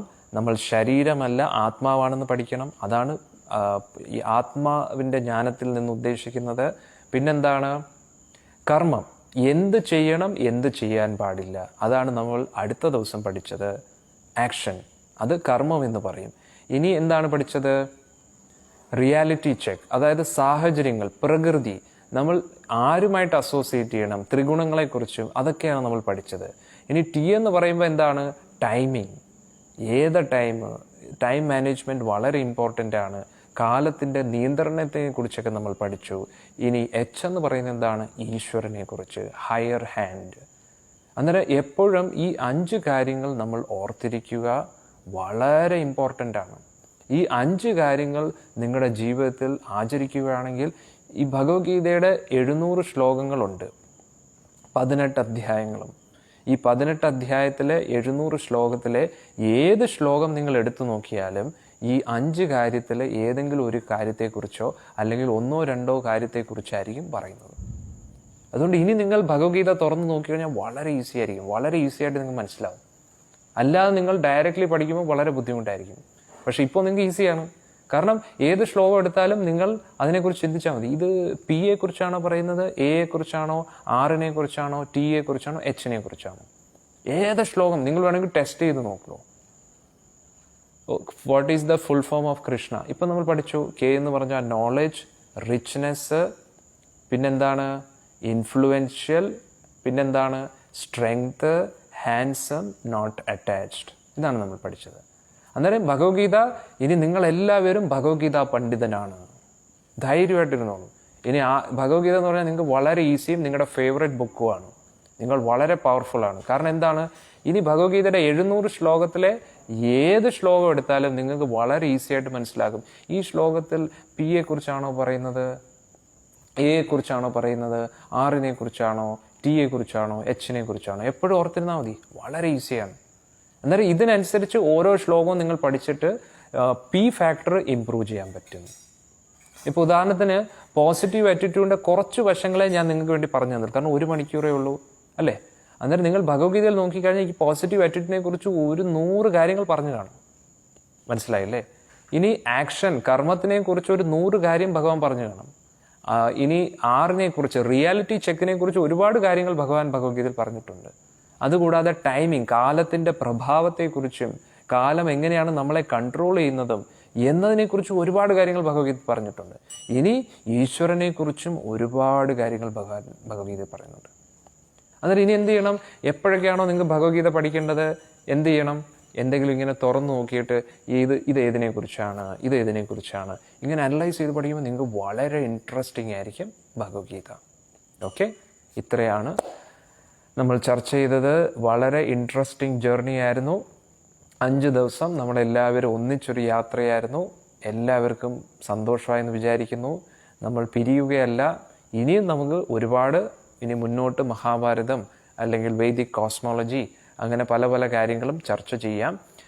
ഇപ്പോൾ വാട്സപ്പ് ഗ്രൂപ്പ് നമ്മുടെ ഉണ്ട്. അത് മിക്കവാറും ഡിസോൾവ് ചെയ്യും. കാരണം അൺനെസറി ഇപ്പോൾ ഒരു ആക്ടിവിറ്റി ഇല്ലാതെ നിങ്ങളെ ബുദ്ധിമുട്ടിക്കേണ്ടെന്ന് വിചാരിക്കുന്നു. അന്നേരം ഈ പ്രോഗ്രാമൊക്കെ കഴിഞ്ഞു കഴിഞ്ഞാൽ ഈ ഗ്രൂപ്പ് നമ്മൾ ഡിലീറ്റ് ചെയ്യും. പക്ഷേ എപ്പോൾ വേണമെങ്കിലും നമ്മുടെ നമ്പേഴ്സ് നിങ്ങൾക്ക് കോൺടാക്ട് ചെയ്യാവുന്നതേ ഉള്ളൂ. എപ്പോൾ വേണമെങ്കിലും നിങ്ങൾക്ക് എന്തെങ്കിലും ഡൗട്ട്സ് ഇതിനെക്കുറിച്ചുണ്ടോ അതൊക്കെ ചർച്ച ചെയ്യാം. പക്ഷേ ഇനി അടുത്ത ക്ലാസ് വരുന്നത്, കാരണം നിങ്ങൾക്ക് പരീക്ഷയൊക്കെ ഇപ്പം കുറച്ച് വെക്കേഷൻ ടൈം ആയതുകൊണ്ട് മാത്രമാണ് നമ്മൾ പെട്ടെന്ന് ഇത് സെറ്റ് ചെയ്തത്. പക്ഷേ ഇനി നമ്മൾ കാണാൻ പോകുന്നത് ഇനി അടുത്ത നിങ്ങളുടെ വെക്കേഷൻ ടൈമോ എപ്പോഴെങ്കിലും വരുമ്പോഴായിരിക്കും. അത് നമുക്ക് പ്ലാൻ ചെയ്യാം. ഇനി ജനുവരി ടൈം ഒരു കണ്ടിന്യൂസ് ഒരു 3 ദിവസമെങ്കിലും കിട്ടിയെങ്കിലല്ലേ നമുക്ക് ഡിസ്കസ് ചെയ്യാൻ പറ്റും. അത് ഈവനിങ് ടൈമിലും. കാരണം നിങ്ങൾ പരീക്ഷ അതൊക്കെ ഉണ്ട്, കുറേ കാര്യങ്ങളുണ്ട്. അന്നേരം നിങ്ങൾക്ക് ഒരു ബുദ്ധിമുട്ടാവരുത്. അന്നേരം നിങ്ങൾക്ക് ഈസി ആയിട്ടുള്ള, എല്ലാവർക്കും കൺവീനിയൻ്റ് ആയിട്ടുള്ള ടൈം അനുസരിച്ചാണ് നമുക്ക് ഇനി കാണാൻ പറ്റുന്നത്. Okay, thank you so much. ഈ 5 ദിവസവും ഇത്രയും നല്ല ശ്രദ്ധയോടുകൂടി നല്ല കുട്ടികളെ പോലെ നിങ്ങൾ ഇതെല്ലാം കേട്ടു. I am very happy. You are definitely best students. നിങ്ങൾ തീർച്ചയായിട്ടും മുന്നോട്ട് ലൈഫിൽ ഒരുപാട് സക്സസ്ഫുൾ ആകും. നിങ്ങളെല്ലാവരും നല്ല രീതിയിൽ ഒരുപാട് കാര്യങ്ങൾ അച്ഛനമ്മമാർക്കും നിങ്ങളുടെ ടീച്ചേഴ്സിനും ഒരുപാട് അഭിമാനമുള്ള കാര്യങ്ങൾ നിങ്ങൾ ചെയ്യുമെന്ന് എനിക്ക് ഉറച്ച വിശ്വാസമുണ്ട്. അതിനുവേണ്ടി ഈശ്വരൻ നിങ്ങളെ അനുഗ്രഹിക്കട്ടെ എന്ന് ഞാൻ പ്രാർത്ഥിക്കുന്നു. ഇനി നാളെ വളരെ ഇൻട്രസ്റ്റിംഗ് ആയിട്ടുള്ള ദിവസമാണ്. സെലിബ്രേഷനാണ് അല്ലേ, ന്യൂ ഇയർ സെലിബ്രേഷൻ. അതുകൂടാതെ വിന്നേഴ്സ് ആരാണ്, ഇവരെക്കുറിച്ചൊക്കെ നമ്മൾ ഡിസ്കസ് ചെയ്യാൻ പോവുകയാണ്. നിങ്ങളെല്ലാവരും പങ്കെടുത്തു. അതെല്ലാം എന്താണ്, നല്ല രീതിയിൽ നിങ്ങളെല്ലാവരും പാർട്ടിസിപ്പേറ്റ് ചെയ്തു. ഇതെല്ലാം നിങ്ങൾക്ക് ഒരുപാട് ബെനിഫിറ്റ് കിട്ടും. എന്നാലും നമ്മൾ ഈ ഒരു എല്ലാ പരീക്ഷയിലും ഏറ്റവും നല്ല രീതിയിൽ പെർഫോം ചെയ്ത first prize winner, second prize winner, third prize winner, അതുകൂടാതെ എന്താണ് 10 കോൺസലേഷൻ പ്രൈസസ്, ഇതെല്ലാം നമ്മൾ അനൗൺസ് ചെയ്യാൻ പോവുകയാണ്. നാളത്തെ ദിവസം വളരെ ഇൻട്രസ്റ്റിംഗ് ആയിരിക്കും. നാളത്തെ ദിവസം നിങ്ങൾ പാരൻസും എല്ലാവരും ഒന്നിച്ച് പങ്കെടുക്കുക. നിങ്ങളുടെ ഫ്രണ്ട്സിനെയും കൊണ്ടുവരിക. So definitely I will also miss all of you. Definitely it was a wonderful association. പിന്നെ നിങ്ങളെല്ലാവരും എൻ്റെ ഫ്രണ്ട്സ് തന്നെയാണ്. ഞാൻ നിങ്ങളുടെ ടീച്ചറല്ല, ഞാൻ നിങ്ങളുടെ ഫ്രണ്ടാണ്. ആൻഡ് എപ്പോഴും നമ്മൾ അങ്ങനെ തന്നെയായിരിക്കും. ഫ്രണ്ട്സ് തമ്മിൽ എന്തായിരിക്കും, നല്ല നല്ല ടിപ്സൊക്കെ ഷെയർ ചെയ്യും. സോ അതാണ് നമ്മളും ചെയ്തത്. So thank you so much. ഈ ഒരു 5 ദിവസം പോയത് നമ്മൾ അറിഞ്ഞതേ ഇല്ല അല്ലേ? Definitely. So we are continuing to be friends. ഇനി നമുക്ക് നിങ്ങളുടെ അടുത്ത ഒരു വെക്കേഷൻ ടൈമിൽ നമുക്ക് പ്ലാൻ ചെയ്യാം. ഓക്കെ, നാളത്തെ ടൈം 6:30 ആണ്. 6:30 പ്രോഗ്രാം തുടങ്ങുന്നത്. ഓക്കെ, ഒരു 6:30 ആകുമ്പോൾ ഇവിടെ തന്നെ ഫേസ്ബുക്കിൽ തന്നെ ലൈവായിട്ട് നമുക്ക് കാണാം. ഓക്കെ, ഹരേ കൃഷ്ണ. ഇനി ഒരു മിക്കവാറും ഇന്ന് 8 മണി നോക്കട്ടെ, ടൈം എത്രയാണ്, അപ്പോൾ ഒരു 7:15 മോസ്റ്റ്ലി 8 o'clock നിങ്ങൾക്ക് ഇന്നത്തെ ക്വസ്റ്റ്യൻ പേപ്പർ കിട്ടും. ഇന്നത്തെ ക്വസ്റ്റ്യൻ പേപ്പർ വളരെ ഇൻട്രസ്റ്റിംഗ് ആയിരിക്കും. കാരണം നമ്മൾ ഒരുപാട് നല്ല ഡിസ്കഷൻസ് ഒക്കെ ചെയ്തല്ലോ, അതിനെക്കുറിച്ച് തന്നെയാണ്. പക്ഷേ ഡോണ്ട് വറി, നിങ്ങൾക്ക് ഒരുപാട് കാര്യങ്ങളൊന്നും എഴുതേണ്ട ആവശ്യം വരത്തില്ല. എല്ലാം മൾട്ടിപ്പിൾ ചോയ്സ് ക്വസ്റ്റ്യനും പിന്നെ ഒബ്ജക്റ്റീവ് ടൈപ്സ് ക്വസ്റ്റ്യൻസും ആയിരിക്കും. നിങ്ങൾക്ക് വളരെ ഇൻട്രസ്റ്റിംഗ് ആയിരിക്കും. ഓക്കെ, തീർച്ചയായിട്ടും എൻ്റെ എല്ലാവിധ ബ്ലെസ്സിങ്സും നിങ്ങൾക്കുണ്ട്, എല്ലാവിധ പ്രാർത്ഥനയും ഉണ്ട്. ഓക്കെ, ഹരേ കൃഷ്ണ. ശ്രീല പ്രഭുപാദ് ജി കി ജയ്. ഹരേ കൃഷ്ണ.